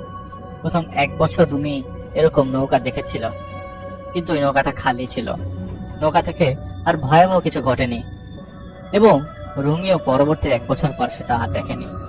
কাজের মেয়েটাকে পরবর্তী সময় পুলিশে দেওয়া হওয়ার কথা হলেও পরে বের করে দেওয়া হয় আর কি। তো এটা ছিল ঘটনা। আশা করছি আপনাদের ঘটনাটি ভালো লাগতে পারে বা লেগেছে। এই মুহূর্তে আমার সঙ্গে আছেন আপনাদের অত্যন্ত পছন্দের একজন মানুষ, যিনি হচ্ছেন আফনান ভাই। তাকে আমি বলেছিলাম এবং তিনি একটা ঘটনা পাঠিয়েও দিয়েছেন। তার সেই ঘটনাটি আমি এখন আপনাদের জন্য প্লে করছি। আশা করছি আপনাদের সবার ভালো লাগবে। তো প্রথম যে ঘটনাটি যেটা এখন বলছি সেটি হচ্ছে যে ওই বারৈকান্দি গ্রামে একজন মহিলা থাকতো, সঙ্গত কারণে তার নামটি বলা বারণ আছে। এটি 2018 কি 19 সালের ঘটনা, এরকমটা আমাকে বলেছে। তো ওই মহিলা ওই সময়টা যখন ঘটনাটার সূত্রপাত হয় আর কি, তখন উনি সন্তান সম্ভবা ছিলেন। সন্ধ্যার পর একটি ঘটনা ঘটে, সেটা হলো যে উনি ওই সময় শুয়েছিলেন, ওনার শাশুড়ি আর এক ঘরে ছিলেন আর কি। ওই ঘরটায় ওই উঠানে তো আরো কয়েকটা ঘর আছে, এক ঘরে ওনার শ্বশুর শাশুড়ি থাকতেন, আর এক ঘরে উনি ওনার হাজবেন্ড নিয়ে থাকতেন। ওরকম সন্ধ্যার পরে উনি শুয়ে আছেন, ওনার স্বামী বাইরে গিয়েছে। হঠাৎ করে ওনার স্বামী চলে আসে, এসে ওই দরজার বাইরে থেকে ডাকতে থাকে। দরজার টোকা দেয় না, বাট ডাকতে থাকে। ওনার ওয়াইফের নাম ধরে আর কি। এখন এই যে ভদ্র মহিলা, উনি চিন্তা করছেন, আরে এই মাত্রই তো আমার হাজবেন্ড বাইরে গেল, 5 মিনিটও হয় নাই। নর্মালি সে ঘুরে আসতে আধা ঘন্টার কমে, তার বিবাহিত জীবনে কখনো দেখেনি যে আধা ঘন্টার কমে সে ফিরে আসছে। এখন প্রয়োজনে আসতেই পারে, হয়তোবা কিছুটা পথ গেছে, আবার হয়তোবা কোনো বিষয় মনে আসছে এজন্য ফিরে আসছে, হয়তোবা কোনো কিছু রেখে গিয়েছে, এমনটা হতে পারে। কিন্তু ওরা মনে সন্দেহ লাগে, কেন জানি। কারণ হচ্ছে গ্রামে কিছু প্রবাদ প্রচলিত আছে ওই গ্রামে। সেটি হলো যে অনেক সময় সন্তান সম্ভবা মহিলাদেরকে নাকি অনেক সময় অপরিচিত কেউ বাইরে থেকে ডাকে। ওই গ্রামে নাকি এই টাইপের ডাক গুলোকে আবিল্লি বলে, এবং এই আবিল্লির ডাকে যদি কেউ দরজা খুলে দেয় তাহলে নাকি ওই পিশাচ, ওই আবিল্লি, সে এই বাচ্চাটাকে খেয়ে ফেলে বা নষ্ট করে দেয়। এটা স্থানীয় ভাবে এটা কুসংস্কার বলবো না কি বলবো এটা আমি জানি না, এটা হতেও পারে নাও পারে। তো এরকম কথা ওখানে প্রচলিত আছে। তো যেহেতু আছে এবং তার মনে সন্দেহ হয় যে তার হাজবেন্ড 5 মিনিট আগে গেছে, এখন আবার ফেরত আসলো, উনি দরজা খুলে না এবং জানালাও খোলে না। উনি বলে যে আপনি এত তাড়াতাড়ি ফেরত আসলেন কেন? বলে হ্যাঁ কাজ আছে, আমি আসছি, দরজা খুলো। যেহেতু তার মনে সন্দেহ হচ্ছিল, এই জন্য বলে ঠিক আছে আমি দরজা খুলবো, আপনি আপনার আম্মাকে শাশুড়িকে নিয়ে আসেন। তার সাথে পাশের ঘরেই আছে, তাকে ডাক দেন, সে আসুক। আপনার সাথে। যখনই এই কথা বলেছে তখন বলে ওঠে, খুললি না তো দরজা? কি মনে করেছিলি বেঁচে যাবি? তোর বাচ্চাকে তো নেবই, তোকেও নিয়ে যাব, পারলে ঠেকাস। এই বলার পরপরই আর কোনো সারা শব্দ নাই। এরপরে উনি জানালা খুলে দেখে যে না, ওখানে কেউ নাই। তখন উনি দরজা খুলে ওনার শাশুড়িকে ডাক দেয়। ওনার শাশুড়ি চলে আসে, এসে বলে এই ঘটনা। বলে যে সাংঘাতিক অবস্থা, যদি তুমি দরজা খুলতে অনেক ক্ষতি হয়ে যেত, দরজা খোলনি, ভালো হয়েছে। এদিকে ঘন্টাখানেক পর তার হাজবেন্ড ফেরত আসে। তার হাজবেন্ডকে বলে যে এই ঘটনা। বলে আমি তো বাজারে গেছিলাম, আমার তো আসার প্রশ্নই আসে না। তখন সবাই বলে যে তুমি খুব সাবধানে সাবধানে থেকো, যেহেতু ওই আবেল্লি ক্ষিপ্ত হয়ে চলে গেছে, যে কোনো না কোনো ভাবে তোমার ক্ষতি করবে, খুব সাবধানে থেকো। যাই হোক, এরপর থেকে ওই ভদ্র মহিলাকে সবাই খুব চোখে চোখে রাখতো, যেন কোনো ক্ষতি না হয়, কোন ধরনের পিশাচ আকৃতির কিছু যেন তার উপর আসর করতে না পারে। সবসময় দোয়া কালাম করে তাকে ফু দিত। মানে এভাবেই চলছিল স্বাভাবিকভাবে। এবং এর মাসখানেক পরে ওনার সন্তান হয়। সন্তানের বয়স যখন কাটায় কাটায় ঠিক 28 দিন, তখন ঘটে একটি ঘটনা। এবং যখন ঘটেছে তখন কিন্তু দুপুরবেলা, মানে রাতের বেলা না। সাধারণত রাতের বেলাগুলোতে তাকে একটু পাহারা টাহারা দিয়ে রাখতো আর কি, যেন এই টাইপের কিছু আসতে না পারে। কিন্তু দুপুর বেলা কেউ তো আসলে ভাবে চিন্তা করেনি যে দিনের বেলা দিন দুপুরে কোন ধরনের কোনো ক্ষতি হবে। দুপুর বেলা উনি ওনার বাচ্চাকে তেল মালিশ করছিলেন, মানে রোদে রেখে উঠানে তেল মালিশ করছিলেন। তখন একটা বিড়াল আসে। তো গ্রামে তো অনেক বিড়ালই আসে, একবারের বিড়াল আর এক বাড়িতে যায়। তো একটা বিড়াল আসে। তো বিড়াল, উনি আবার ওনার বাচ্চাকে তেল মালিশ করে একটু রোদে রেখে দিয়েছিলেন, কয়েক মিনিট হলো। তো উনি দেখছেন যে ওই বিড়ালটি তার বাচ্চার কাছে এলো, এসে ওই বিড়ালটি এক লাফে বাচ্চাটিকে ডিঙিয়ে চলে গেল। মানে জাস্ট লাফ দিয়ে ডিঙিয়ে গেল, আর কিছু না, জাস্ট এতটুকুই। উনি বিড়ালের এই দৃশ্য দেখে একটু চিন্তিত হন যে কি ব্যাপার, বিড়ালটি আসলো, এসে তো রান্নাঘরে যাওয়ার কথা বা খাবার মানে জন্য তার খোঁজাখুঁজি করার কথা, এত কিছু বাদ দিয়ে আমার বাচ্চার কাছে এলো, এসে জাস্ট লাফ দিয়ে পাশ থেকে ও পাশে চলে গেল, ঘটনা কি? বিষয়টা ওনার ভালো লাগে না। এবং উনি যে খুব অস্বাভাবিক ভাবে নিয়েছেন, মানে ভুতুরে কিছু তা না, কারণ এখন তো দিনের বেলা, দুপুর বেলা। উনি কি করছেন, হাতে একটা লাঠি নিয়ে বিড়ালকে তাড়া করেন। এবং শুধু তাড়াই করেন না, বিড়ালকে লাঠি দিয়ে একটা বাড়িও মারতে সক্ষম হন তিনি। কারণ হলো, উনি যখন ওই প্রথম দিকে বিড়ালটিকে তাড়া করতে গেছেন, তখন ওই বিড়ালটি ক্ষিপ্ত হয়ে উল্টো তার দিকে আক্রমণ করার জন্য ছুটে আসে। মূলত আত্মরক্ষার জন্য উনি লাঠি দিয়ে বিড়ালটাকে আঘাত করেছিলেন। ওই আঘাত খেয়ে বিড়াল পালিয়ে যায়। তো এইটুকুই ঘটনা। তো এই বিষয়টি আসলে কাউকে বলার উনি প্রয়োজন মনে করেনি। আমরা প্রতিনিয়ত রাস্তাঘাটে এই ধরনের ঘটনার সম্মুখীন হচ্ছি, সবগুলো কি আশেপাশের মানুষদেরকে বলি? নিশ্চয়ই না। তো উনি বিষয়টা একদম মানে গুরুত্বহীনতার সাথে দেখেন, স্বাভাবিকভাবে দেখেন, যার কারণে ওইভাবে কাউকে বলেননি। কিন্তু ঘটনা যেটি হয় সেটি হলো, ওই দিন সন্ধ্যার আগেই ওনার বাচ্চা কোনো কারণ ছাড়া, একদম সুস্থ বাচ্চা, 28 দিনের সুস্থ বাচ্চা, সে হঠাৎ করে মারা যায়। কেন মারা গেল, কিভাবে মারা গেল, কোন অসুস্থতা ছাড়া কেউ বুঝতে পারে না। তখন উনি বলেছিলেন যে এই ধরনের একটা ঘটনা ঘটেছিল দুপুরবেলা। তখন ওনার শাশুড়ি বা আশেপাশের লোকজন বলে, হায় হায় সর্বনাশ, এটা তো সেই আবিল্লিটা আসছিল, সেই তো এই বাচ্চার ক্ষতি করেছে। তখন বলে যে আমি তো ওইটাকে লাঠি দিয়ে আঘাত করেছি। বলে যে আরো সর্বনাশ হয়েছে, এখন তো তোমার ক্ষতি করবে। এর কয়েকদিন পর, মানে তাকে তো ঝাড়ফুঁক করানো হয়েছিল, যেহেতু সে ওই বিড়ালটাকে আঘাত করেছে, তাকে ঝাড়ফুঁক করা হয়। কিন্তু আস্তে আস্তে তার মানসিক অবস্থা খারাপের দিকে যেতে থাকে এবং একটা পর্যায়ে সেই ভদ্রমহিলা মানসিক ভারসাম্যহীন হয়ে যান। সবাই প্রথমে ভেবেছিল যে এটি হয়তোবা সন্তান শোকে এমনটা হয়েছে, কিন্তু পরবর্তীতে হুজুর জানান যে আসলে তার যে ক্ষতিটা হয়েছে এটি স্বাভাবিক না, এটা অস্বাভাবিক, এবং এটি ওই যে বিড়াল রূপী যে পিশাচ আবিল্লি সেই কাজটি করেছে, এবং এটি থেকে উত্তরণ ঘটার সম্ভাবনা খুবই কম। এরপর পাগলামির পরিমাণ বেড়ে যাওয়ার কারণে সেই মহিলাকে মেন্টাল হসপিটালে রেখে আসা হয় এবং তিনি এখনো সেখানেই নাকি আছেন? আমাদের আহমেদ বাবু আমাদের সঙ্গে আছেন, তারপরে আমরা নতুন অতিথিদের কাছে যাব। আজ থেকে কয়েকদিন আগে রাতের বেলা মাসুদ ভাই আমাকে নক করেছিলেন, আর যদিও সেই সময়টাতে ওই দিন আমি কেন যেন ঘুমিয়ে গিয়েছিলাম। আমার আসলে ওই দিন আর্লি ঘুম এসে পড়ে এবং আমি ঘুমিয়ে যাই, সচরাচর যেটা হয় না। তো সেটা হয়েছিল, আমি ঘুমিয়ে গিয়েছিলাম এবং আমি সকালে উঠে দেখি ফজরের পরে, মানে ফজরের ওয়াক্তে আমি উঠে দেখি যে মাসুদ ভাই 2:30 আমাকে নক করেছিলেন এবং আমি মাসুদ ভাইকে তখন আর ব্যাক করিনি। কিছু ছবি দেখলাম তিনি আমার সাথে শেয়ার করেছিলেন এবং ছবিগুলো অনেক উঁচু কোনো বিল্ডিং থেকে তোলা, নিচের কোনো অংশ, সেখানে কিছু জায়গায় তিনি মার্ক করেছেন, মার্ক করে দিয়েছেন এবং লিখেছেন যে এইখানে দেখা গিয়েছিল। তো যাই হোক, আমি ওই দিন ওনার সাথে, মানে পর দিন ওনাকে আমি জিজ্ঞেস করি ফোন করে যে ভাই কি ব্যাপার। তো তিনি বললেন যে ইন্টারেস্টিং কাহিনী আছে, আমি আপনাকে জানাবো আমি আসলে। তো উনি রিসেন্টলি ওনার জবের সুবাদে ঢাকারই কোন এক প্রান্তে, আমি আসলে বললে আপনারা অনেক বুঝেই ফেলেন সেখানে জায়গাটার কথা, যে কোন একটা প্রান্তে মুভ করেন যে জায়গাটা পরবর্তীতে ডেভেলপ হওয়া, ঢাকার এখন যথেষ্ট ডেভেলপড, বাট এখনো সেই এলাকার কিছু প্রান্ত কিন্তু এখনো বেশ ফাঁকা, এখনো মানুষজন রাতে কম চলাচল করে, মানুষ ওই জায়গাগুলো যেতে ভয় পায়। একটা সময় খাল বিল ছিল এবং আজ থেকে বেশি দিন আগে না, এক সময় শিয়াল ডাকতো, আজ থেকে গত 15-20 বছর আগে বা 20-25 বছর আগে সেখানে শিয়াল ডাকতো। যাই হোক, এখনো ওই জায়গারই কাছাকাছি এমন জায়গা আছে এখনো যেখানে শিয়াল ডাকে। ইনফ্যাক্ট আমাদের মোহাম্মদপুর, লালমাটিয়া এইসব এলাকা থেকেও এমন জায়গা আছে, বেশি না, আধা ঘন্টা ড্রাইভ, আধা ঘন্টা দূরে গেলে সেখানে শিয়ালের ডাক শোনা যায়। আছে, এখানেও আছে।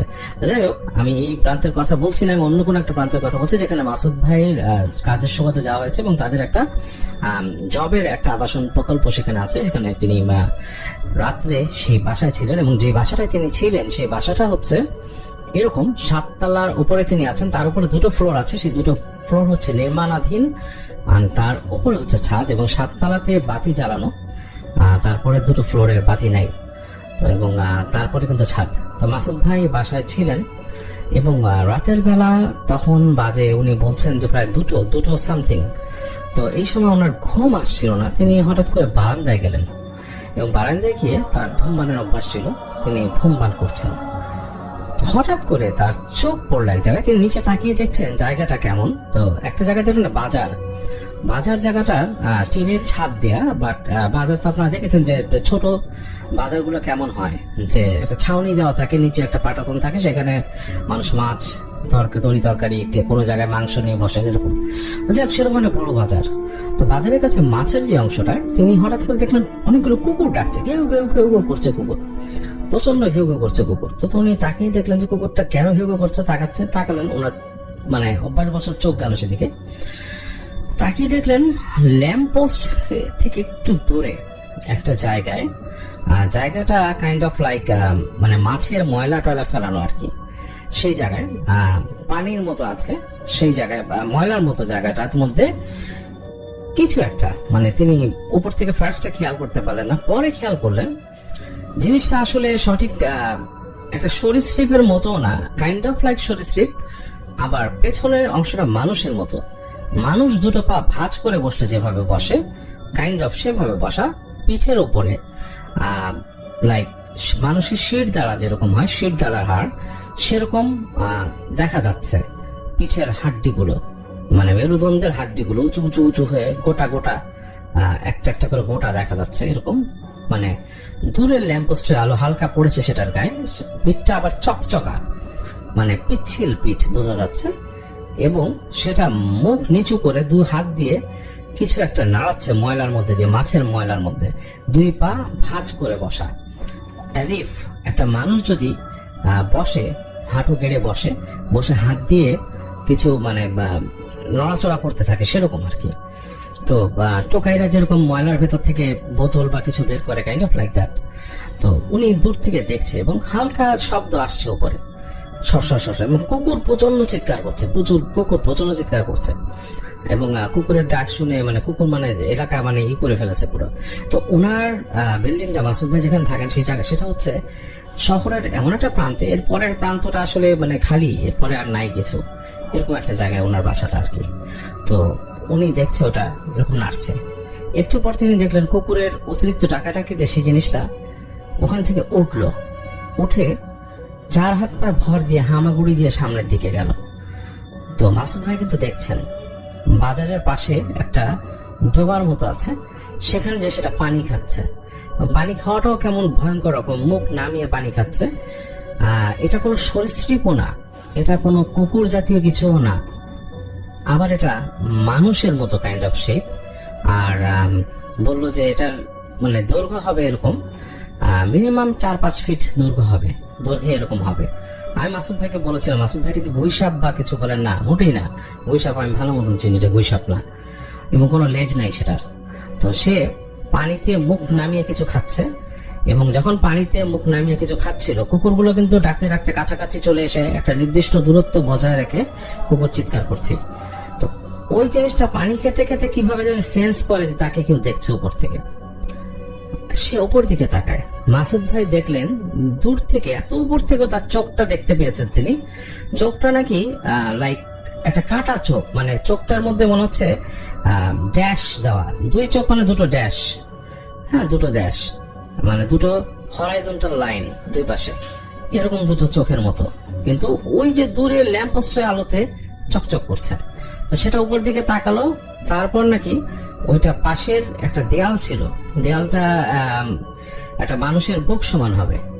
সে নাকি ওই দেয়ালের উপর ফার্স্টে হাত তুলে দিল, তারপর কিভাবে বেয়ে উঠে গেল দেয়ালের উপর, এবং সেই দেয়াল থেকে সে সেই বাড়ির চালে উঠে গেল। এবং তিনি অবাক হলেন যে চালে উঠে চালের মধ্যে হাঁটছে। তো মাসুদ ভাই তখন যেটা চেষ্টা করলেন, তিনি দৌড় দিয়ে গেলেন মোবাইল ফোনটা নিতে রুমে। মোবাইল ফোন নিতে বারান্দায় এসে তিনি আর সেটাকে দেখতে পেলেন না। অনেক তাকালেন এদিক ওদিক, অনেকক্ষণ ধরে তাকিয়েছিলেন, তবে তার মধ্যে একটা ভয় কাজ করছিল। তিনি বলছিলেন যে তার ভয় কাজ করছিল ওটা যেভাবে করে একটা একতলা বাড়ির ছাদে উঠলো, ওটা যদি কোনোভাবে উঠে গ্রিল পাওয়া শুরু করে, এই ভয় তাকে পেয়ে বসেছিল। এবং তিনি কিছুক্ষণ দেখে না পেরে ওই এলাকার ছবিগুলো তোলেন, তুলে সেগুলো মার্ক করেন, পরে তিনি ঘরে ঢুকে তাড়াতাড়ি বারান্দার দরজাটা লাগিয়ে দেন। তো মাসুদ ভাইয়ের প্রশ্ন যে ওটা কি ছিল, তিনি আসলে এটা করতে পারছেন না। এরকম কোনো প্রাণী তিনি চেনেন না, গুইসাপ চেনেন, এই ধরনের কোনো প্রাণী তিনি চেনেন না। তো তিনি বলেছেন, ভাই এটা আমার কাছে খুবই আশ্চর্যজনক একটা ব্যাপার লেগেছে। যদি মানে ওনার ইচ্ছা ছিল যে উনি আশেপাশে খুঁজবেন যে কোনো বাসায় কি সার্ভেলেন্স ক্যামেরা আছে কিনা, তাহলে তিনি কথা বলবেন কারোর সাথে। যাই হোক, মাসুদ ভাই বলেছেন যে এই সম্বন্ধে যদি তিনি আরো কিছু জানতে পারেন আমাদেরকে জানাবেন। কাহিনীটা মাসুদ ভাইয়ের থেকে শুনে আপনাদের কাছে শেয়ার করলাম। আমাদের আশেপাশে কত আশ্চর্য রকম জিনিস থাকতে পারে, আমরা হয়তো জানি না, নোটিসও করি না। একটা শহরের মধ্যে হয়তো কত কিছুই শহরে বা শহরের আউটস্কার্টে থাকতে পারে, আমরা কিন্তু জানি না। এবং আমি এই আমাদের এই এলাকা থেকে বেরিয়ে গেলে, মোহাম্মদপুর থেকে বেরিয়ে গেলে কিন্তু দূরে যে বসিলা পার হয়ে যখন আটি পার হয়ে চলে যাবো আরো ওদিকে, ওখানে কিন্তু পুরো বিস্তীর্ণ গ্রাম আমি সেখানে দেখেছি, এবং অনেক দূর দূরান্ত পর্যন্ত ক্ষেত রয়েছে, জাস্ট লাইক গ্রামের বাড়ির মতো। ওখানেই বা কি আছে আমি জানি না, ওখানে গেলেও কেমন ফিল হবে আমি জানি না। আমি ওখানে যদি আমার পরিচিত আছে কয়েকজন, আমি কোনো এক সময় চেষ্টা করব। আমি যেমন একটা জায়গার নাম জানি, যে জায়গায় আমি অলরেডি একটা ব্লগ করতে গিয়েছিলাম, সেখানে একটা পুরোনো বাড়িও আছে, আপনারা অনেকে জানেন, আন্দারকোটা। ওইখানে আমাদের এক ছোট ভাই জব করতো আমাদের সাথে, ও আমাকে বলেছিল যে ভাইয়া আমাদের এলাকায় কিন্তু ভূত প্রেতের ব্যাপারটা খুব প্রসিদ্ধ, অনেক বাড়িতেই জিনে ধরে, এবং আমাদের এখানে প্রায় জিনে ধরে, এবং অনেকে অনেক রকম ট্রিটমেন্ট করে। আপনি যদি কোনোদিন আমাদের এলাকায় আসেন তাহলে দেখতে পাবেন। তো এবং ওর কাছে শুনে আমি খুব ইন্টারেস্টেড হয়েছিলাম। তবে আমি হয়তো কোন এক সময় চলে যাবো এই এলাকায়, যেহেতু এক রাত বা এক রাতের জন্য হলেও যে ঘুরে আসবো, যে আসলে এই জায়গাটা কতটুকু এই ধরনের ব্যাপার নিয়ে নটোরিয়াস, কতটুকু মানুষ ওই জায়গাটাকে বেশ ওরকম জানে, আমার একটু জানতেই হবে আসলে ব্যাপারটা। তো আমি হয়তো ওই গ্রামে চলে যাবো, just out of my curiosity, out of my adventure, হয়তো যাবো এক সময় রাতে থাকার জন্য। তো সমস্যা হয়ে যায় কি, আসলে মানুষকে বিরক্ত করতে ইচ্ছা করে না। যদি কোনো ভালো হোটেল পেতাম, আমি কোনো ভালো হোটেল ওই এলাকায় দেখিনি, আমার লিস্টে পড়েনি এখন, পেলে সবচেয়ে বেস্ট হতো। যাই হোক, এই ছিল মাসুদ ভাই সেই ঘটনা। আর আরেকটা কাহিনী আমি আপনাদের সাথে শেয়ার করতে চাচ্ছি, যে কাহিনীটা আমাদের সাথে শেয়ার করছেন রাসেল নামে একজন, টাঙ্গাইল জেলা থেকে মোহাম্মদ রাসেল। এটা তার এক আঙ্কেলের সাথে ঘটে যাওয়ার কাহিনী, এবং আমি শেয়ার করছি আমার মতো করে। রাসেলের আঙ্কেল ছিলেন একজন মাছ শিকারী। তার মাছ শিকার করার খুব শখ ছিল। তিনি প্রায় মাছ শিকার করতে যেতেন রাত বিরেত পর্যন্ত, এবং বিভিন্ন জায়গায় তিনি মাছ শিকার করছেন তাদের এলাকায়। তো যেটা হয়, সেইবার তার কয়েকজন বন্ধু মিলে মাছ শিকারের প্ল্যান করেন এবং তারা স্পট খুঁজতে থাকেন। স্পট খুঁজতে খুঁজতে তারা একটা জায়গার সন্ধান পান। সেটা একটা শ্মশান ছিল সেই এলাকায়, এবং শ্মশান থেকে বেশি দূর না, লাইক কয়েক 50 মিটার পাশেই নদীর একটা জায়গা স্পট। সেই জায়গাটায় নাকি বেশ ভালো মাছ পাওয়া যায়। এরকম শোনার পরে রাসেলের সে আঙ্কেল এবং তার বন্ধুরা চলে যান সেখানে মাছ শিকার করতে, এবং তাদের প্ল্যান থাকে আজকে সারা রাত মাছ ধরা হবে। তো তারা সবাই মিলে যান সেখানে, বেশ আয়োজন করে বসে তারা একটা ক্যাম্পের মতো করেন একটা পাশে ক্যাম্পের মতো করে তারা তাঁবুর মতো খাটিয়ে তারা চলে যান, এবং সেই যে স্পটটা সেখানে তারা ছিপ ফেলেন। এবং রাত হয়ে গেছে, এবং তারা বলে যে আসলে রাতে মাছ ধরার জিনিস হচ্ছে এরকম, মাছ ছিপ ফেললেই তো আর মাছ উঠবে না, যেটা করতে হবে আমাদেরকে ওয়েট করতে হবে। তারা 3 জন বন্ধু মিলে প্ল্যান করেন যে একজন 1 ঘন্টা থাকবেন বড়শির কাছে, এবং মানে সেই ছিপের কাছে, এবং টান পড়লে তো হলোই, এবং ভালো যদি কোনো বড় মাছ হয়ে যায়, কোন মানে লাকিলি যদি বড় মাছ পায়, যেটা একজন না পারে তাহলে অন্যদেরকে ডাকবে, এরকম একটা কথা বলে তারা বাকিরা 2 জন চলে যায় ক্যাম্পে। 2-3 জন ছিলেন, তারা 2-3 জন ক্যাম্পে চলে যান, একজন করে আর কি থাকার কথা। তো ওই সময়টা সেই রাসেলের আঙ্কেলের ডিউটি পড়ে সেখানে থাকার জন্য। তার ওই সময়কার সেই স্ক্যাজুয়ালে পড়ে যায় থাকার জন্য, এন্ড দ্যাট ওয়াজ অ্যারাউন্ড রাত 2টোর দিকে তার ডিউটি পড়ে সেখানে থাকার জন্য। বাকিরা সব চলে গেছে তাদের তাঁবু বেশি দূরে না, সেখান থেকে লাইক 50 ফিট বা 100 ফিট দূরে তাঁবু। তো তিনি বসে আছেন ছিপের পাশে বসে আছেন। রাত 2টো বাজে, বেশ মানে এমন একটা সময়, তখন খুব একটা গরম না, আবার হালকা হালকা ঠান্ডা, এরকম একটা সময়। তো তিনি ছিপ ফেলে বসে চিন্তা করছেন মাছের কথা, যে কখন তার ফেটনা নড়বে এবং কখন সে একটা মাছ ধরবে। তো বসে থাকতে হঠাৎ তিনি একটা বেশ সাউন্ড পান পানিতে, এবং তার কাছে মনে হয় যে বড় কোনো মাছ।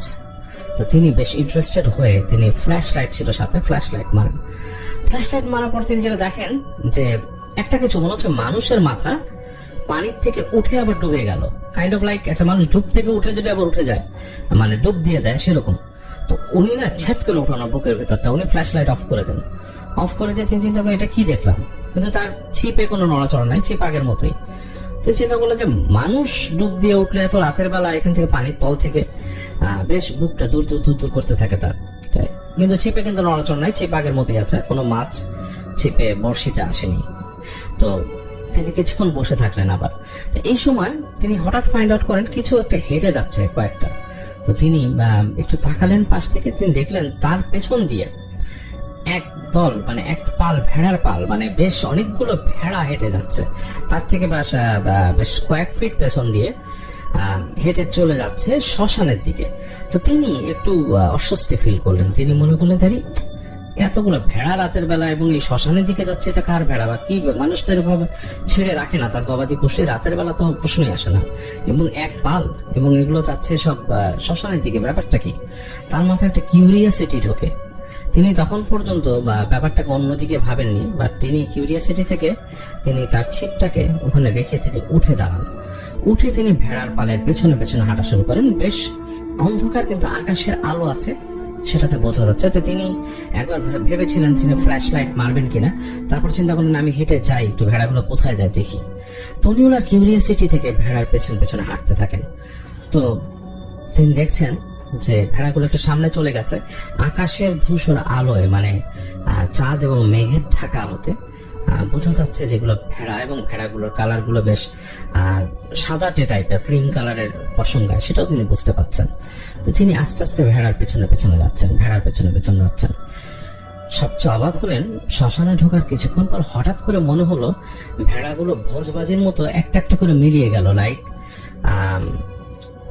মানে ভেড়া তো অনেকগুলো ছিল, লাইক ভেড়াগুলো কোনো বাতাসে অদৃশ্য হয়ে যাচ্ছে, সামনের জন যে যাচ্ছে সে বাতাসে মিলিয়ে যাচ্ছে, এরকম করে সবগুলো মিলিয়ে গেল। এবং তখন তার বুকের মধ্যে ছ্যাক করে উঠলো, এবং তার বেশ ভয় লেগে গেল, গায়ের রোম সব দাঁড়িয়ে গেল, এবং তিনি মানে একটু ভয় পেয়ে মানে বেশ স্টিফ হয়ে গেলেন যে কি হলো জিনিসটা। এই সময় তিনি একটা কান্নার শব্দ শুনতে পেলেন, নারী কণ্ঠের কান্না, এবং তিনি কিন্তু এটাতে আরো একটু বিচলিত হলেন, এত রাতে নারী কণ্ঠে কান্না কোত্থেকে আসছে। তো শব্দটা আসছিল তার ডান দিক থেকে, মানে তাকে সামনে যেতে হবে না, ডান দিক থেকে। তিনি একটু ডান দিকে তাকালেন এবং হেঁটে হেঁটে একটু সামনে গেলেন, এবং যত সামনে যাচ্ছেন কান্নার শব্দটা পরিষ্কার হচ্ছে, এবং তিনি আরো কাছে গেলেন। তখন তার মনে হলো তার থেকে প্রায় 5-7 ফিট দূরে কোনো মেয়ে কাঁদছে। তো তিনি একবার ভাবলেন তিনি ফ্ল্যাশলাইট বের করে ফ্ল্যাশলাইট মারবেন, কারণ শব্দটা খুব স্পষ্ট শুনতে পাচ্ছিলেন তিনি, লাইক ফুপিয়ে ফুপিয়ে কান্নার শব্দ। এবং আরেকটু সামনে তিনি হেঁটে যান। হেঁটে যাওয়ার সাথে সাথে তিনি দেখেন যখন গেছেন তখন কিন্তু আলোটা আরেকটু মানে ফিকে আলো, চাঁদটা বেরিয়ে এসছে, এবং তখন চাঁদের আলো পড়ছে জায়গাটায়। তো ফ্ল্যাশ লাইট মারার কোনো প্রয়োজন হয়নি। তিনি দেখলেন একটা মেয়ে মাথা নিচু করে বসে কাঁদছে। এই মেয়েটা শাড়ি টাইপের পরা গায়ে, এবং মানে শাড়ি মানে গায়ের মধ্যে শাড়ি পরা, কি প্যাচ দিয়ে শাড়ি পরা। তো তিনি বুঝতে পারলেন মাথা নিচু করে কাঁদছে। তো তিনি মেয়েটাকে জিজ্ঞেস করলেন, এই যে কি হয়েছে আপনার, এত রাতে কি, এরকম কথা তিনি বলার চেষ্টা করলেন যে এই যে আপনি কি এত রাতে কি করছেন। তো এরকম কথা যখন তিনি বললেন তখন দেখলেন কান্নাটা থেমে গেল। কান্না থেমে মেয়েটা মুখ তুলে তার দিকে তাকালো, এবং যখন তার দিকে মুখ তুলে তাকিয়েছে তিনি ওই সময়ই ফ্ল্যাশ লাইটটা জ্বেলেছেন, মুখে মারেননি, বাট পাশে মেরেছেন, কারণ ফ্ল্যাশ লাইট মুখে মারা অভদ্রতা। সেই আলোতে তিনি দেখলেন যে মেয়েটার পুরো মুখটা ঝলসানো, পুরো একটা মুখ, এবং তার দিকে তাকিয়েছে বিভৎস ভাবে। তিনি ফ্ল্যাশ লাইট ফেলে চিৎকার করে সেখানে পড়ে গেলেন, কারণ তার আর কোনো সেন্স ছিল না। তিনি পড়ে গেলেন। হালকা হালকা তার মনে হচ্ছিল কেমন জানি আশেপাশের পরিবেশটা কেমন হচ্ছে। একসময় তার দু চোখ বন্ধ হয়ে আসলো, তিনি আর কিছুই খেয়াল করতে পারলেন না। যখন হুঁশ ফিরল তখন তিনি মানে দেখছেন চোখ মেলে যে আকাশে হালকা আলো ফুটেছে, এবং তার আশেপাশে তার বন্ধুরা তার দিকে চেয়ে আছে। তার সবাই উদ্বিগ্ন, তার মুখে পানি দিয়েছে, পানি ছিটা দিয়েছে, ভিজে গেছে বোঝা যাচ্ছে। তো তিনি তাকে জিজ্ঞেস করা হলো যে কি ব্যাপার। তিনি প্রথমে কিছু বলতে পারলেন না। তারপরে তার বন্ধুরা তাকে নিয়ে বাসার দিকে চলে এলেন, এবং পরবর্তী 2 দিন তিনি প্রচন্ড জ্বরে সাফার করলেন এবং অনেক দুঃস্বপ্ন দেখলেন, এবং বারবার দুঃস্বপ্নে এরকম একটা মুখ দেখছিলেন। এবং তখন তাকে জিজ্ঞেস করা হয়, বাসায় তাকে একজন হুজুর এনে, মৌলানা এনে তাকে ঝাড়ানো হয়, এবং তাকে জিজ্ঞেস করা হয়। তো হুজুর বলে যে সে কোনো দুষ্ট জিনের সম্মুখীন হয়েছিল এবং এরকম খারাপ জিনিস তাকে দেখেছে, এবং তিনি দোয়া করে দেন, পড়া পানি দেন, বলেন যে এগুলো আসলে খেতে নামাজ পড়তে হবে, এবং তাকে এসব জায়গায় যাওয়ার রাত বিরেতে কোথাও যে এরকম মাছ শিকার এগুলো করা ঠিক না। তো উনি তখন থেকে তার মাছ শিকারের এই রাতের অভ্যাসটা বাদ দেন, এবং তিনি মোটামুটি মানে একটু সঠিকভাবে ধর্মকর্ম পালন করা শুরু করেন। তবে অনেকদিন পর্যন্ত তার মনে এই ভয়টা ছিল, তিনি সহজেই অন্ধকারে যেতে পারতেন না, রাতে মাছ ধরা তো দূরের কথা। এবং বেশ কয়েকদিন এই ঘটনার পর তিনি জ্বরে ভুগেছিলেন। তো যাই হোক, এই ছিল হচ্ছে রাসেলের আঙ্কেলের কাহিনী, Rasel from Tangail. Thank you so much আপনার ঘটনার জন্য, আপনাকে অনেক ধন্যবাদ। এবং আমরা চলে যাব আমাদের পরবর্তী অতিথির কাছে। আশা করছি যে তার যে শোনানো ঘটনাটা সেই ঘটনাটা আপনাদের ভালো লাগবে। আমার নাম রায়হান, আমি একজন অ্যাম্বুলেন্স ড্রাইভার। ঘটনাটি ঘটেছিল 2012 সালে। তখন আমি ময়মনসিংহ হাসপাতালের অ্যাম্বুলেন্স চালাতাম। আমার গাড়িটা সাধারণ অ্যাম্বুলেন্স না, এই গাড়িতে প্রায় সব সময় লাশ নিয়ে যাওয়া আসা করা লাগতো। মাঝে মধ্যে অসুস্থ রোগী নেওয়া লাগতো, কিন্তু বেশিরভাগ সময় নীরব যাত্রা, মৃতদের সঙ্গে। একদিন হঠাৎ ফোন এলো, একটা ছোট্ট বাচ্চা পানিতে ডুবে গেছে, তাকে হাসপাতালে আনতে হবে। আমি আর আমার হেল্পার দ্রুত সেখানে গেলাম, বাচ্চাটাকে তুলে হাসপাতালে নিয়ে আসলাম। ডাক্তাররা সর্বোচ্চ চেষ্টা করলেন, কিন্তু শেষ পর্যন্ত বাঁচা গেল না। রিপোর্টে লেখা এলো বাচ্চাটি পানিতে ডুবে মারা গেছে। সব প্রক্রিয়া শেষ করতে রাত 2টার দিকে আমরা বাচ্চাটার লাশ নিয়ে রওনা দিলাম ওদের গ্রামের দিকে। রাস্তাটা ছিল একেবারে নির্জন, এক পাশে জঙ্গল, আরেক পাশে অন্ধকার ধান ক্ষেত। রাতের ঠান্ডা বাতাসে শুধু গাড়ির ইঞ্জিনের শব্দ। হঠাৎ আমার হেল্পার বলল, উস্তাদ, পিছন থেকে কিছু একটা আওয়াজ আসতেছে, আপনি কি শুনতেছেন? আমি বললাম, না রে, কিছু না, তোর কল্পনা হচ্ছে। গাড়ি চলতে থাকলো। কিছু দূর যেতেই আবারও সে বলল, ভাই সত্যি বলতেছি, কিছু একটা শব্দ হচ্ছে, গাড়ি থামান দেখি। আমি একটু রেগে গেলাম, বললাম, আজে বাজে কথা বাদ দে, আমি কিছু শুনতেছি না। তারপরও গাড়ি থামালাম। সে পেছন দিকে গেল এবং চেক করার জন্য। সে দরজা খোলার সঙ্গে সঙ্গে হঠাৎ করে চিৎকার করে দিয়ে উঠল। আমি তাড়াতাড়ি গাড়ি থেকে নেমে পেছনে গেলাম। দরজার কাছে গিয়ে দেখি আমার হেল্পারের চোখ সাদা হয়ে গিয়েছে ভয়ে। আমি ভিতরে তাকিয়ে দেখি খুবই অবাক করা দৃশ্য। বাচ্চাটার অর্ধেক দেহ কিছুটা খেয়ে ফেলছে, আর বাকি অংশ সেখানে পড়ে আছে। আমার হেল্পার সেখান থেকে একদিকে দৌড় দেয়। আমি তার পেছনে পেছনে তার ডাকতে দেখতে তার পেছনে পেছনে আমিও গেলাম। কিছু দূর যাইতেই একটি মসজিদ পাওয়া যায়। সেখানে দুইজনে আমরা বারান্দায় বসে থাকি ভয়ে ভয়ে। তখন প্রায় বাজে 3:30। কিছুক্ষণ পরেই মুয়াজ্জিন সাহেব আজান দেওয়ার জন্য আসলেন। ওনাকে আমরা দুজনেই সুন্দরভাবে সবকিছু খুলে বললাম। উনি বললেন, আমি আজানটা শেষ করি, তারপর নামাজ পড়ে বিষয়টা দেখতেছি। তারপর ফজরের নামাজ শেষ করে কিছু মুসল্লি নিয়ে অ্যাম্বুলেন্সের দিকে যাই এবং ওনারা সবাই এই দৃশ্যটা দেখার পরে সেই বাচ্চার বাকি অংশটা নিয়ে খুব দ্রুত মসজিদের সামনে একটি ছোট্ট কবর করে সেখানে দাফন করেন। আমরা দুজনেই সকলকে মানা করছিলাম যে এতে আমাদের দোষ হবে, কিছুটা আমাদের সমস্যা হবে।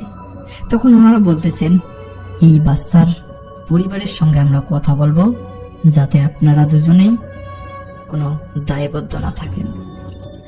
তখন ওনারা কিছুক্ষণ পরেই এই ছোট্ট বাচ্চার লাশের পরিবারকে ফোন দিল। ওরা তাড়াতাড়ি সেখানে চলে আসলো এবং অনেক মুসল্লি সবাই এই বাচ্চার গার্জিয়ানদেরকে সুন্দরভাবে বুঝিয়ে বললেন। তারপর সবাই বিশ্বাস করলেন।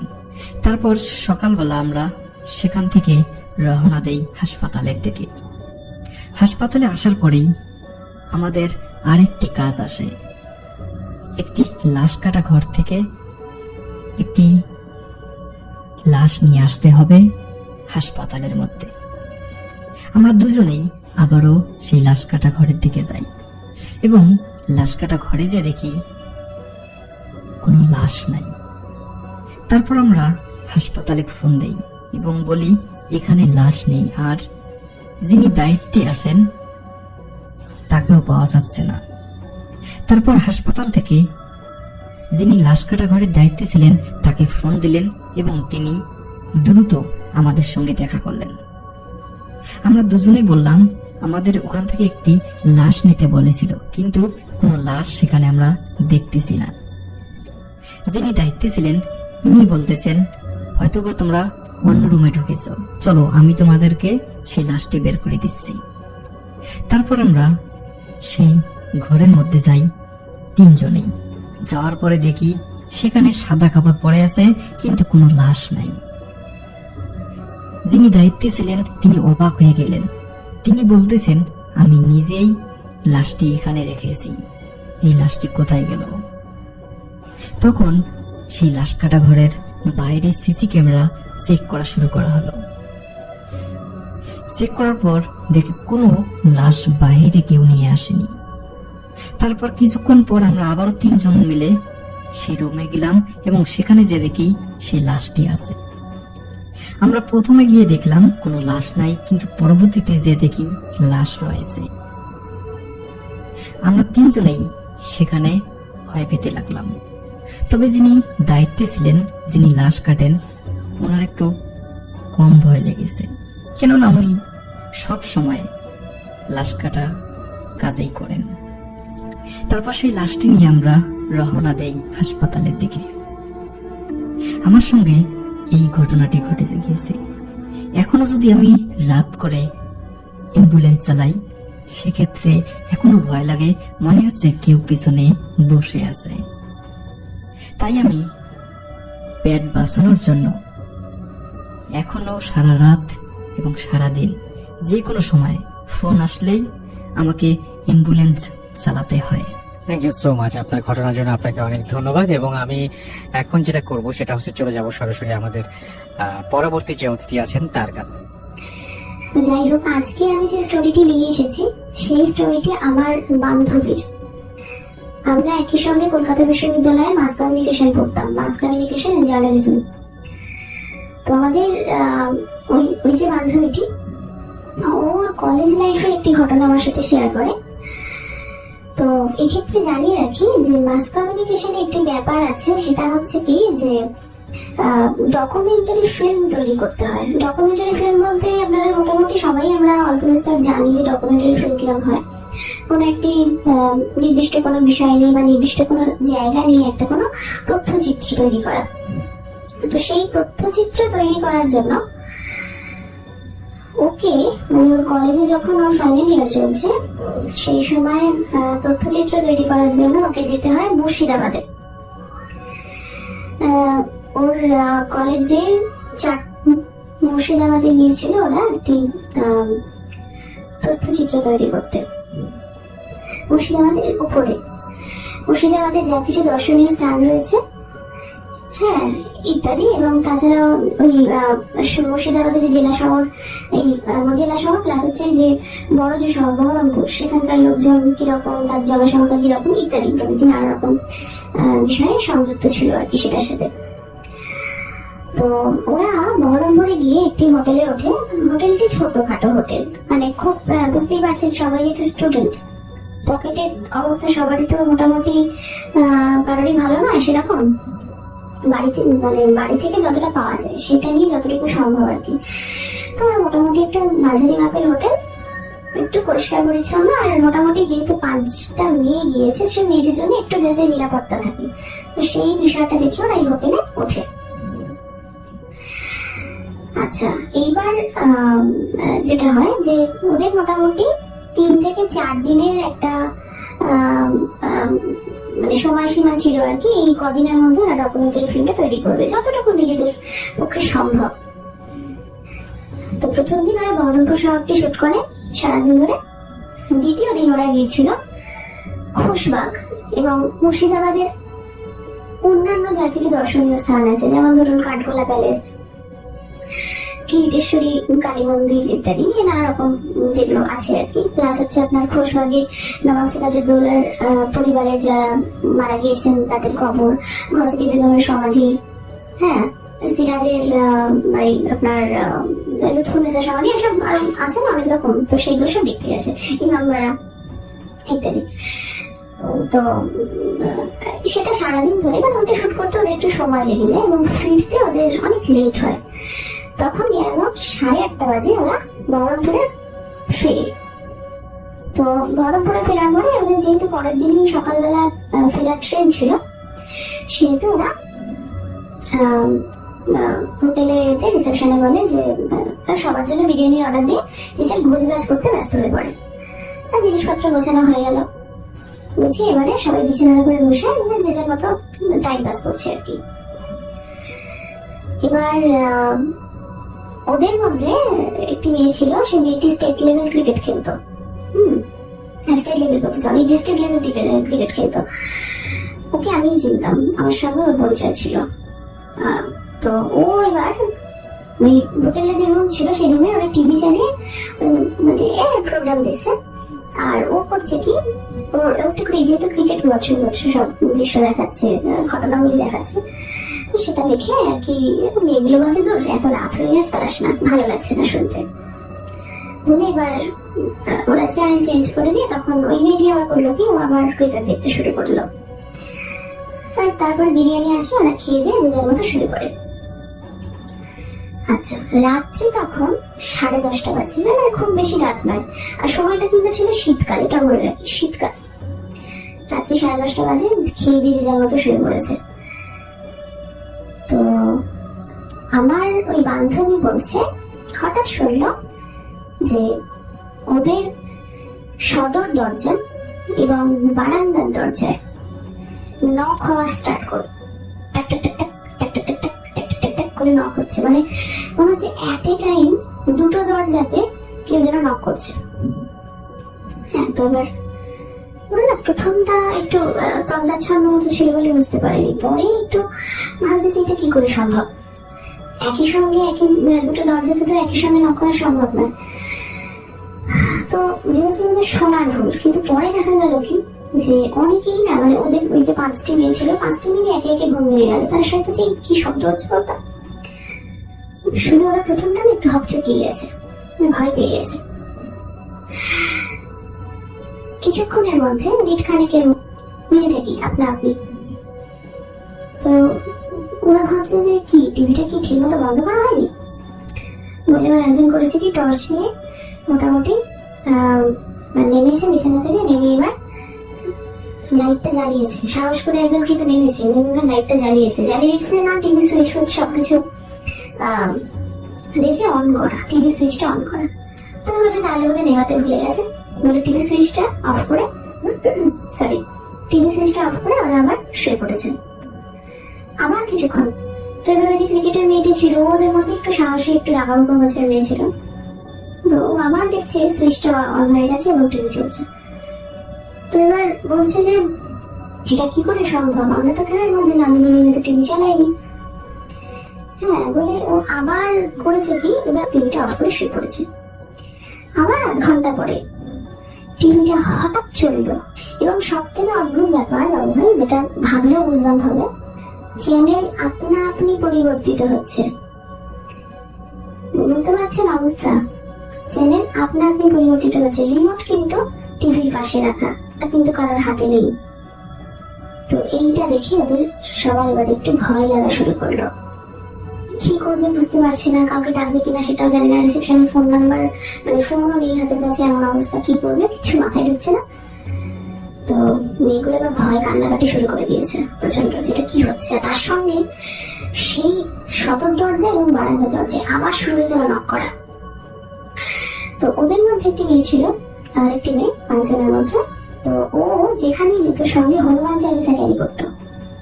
তো ওর হঠাৎ কি মনে হতে ও না সাহস করে বিছানা থেকে নেমে ওদের যেখানে লাগেজ গুলো রাখা ছিল সেখানে গিয়ে ব্যাগ থেকে হনুমান চালিসা বইটা বার করে হনুমান চালিসা পড়তে থাকে।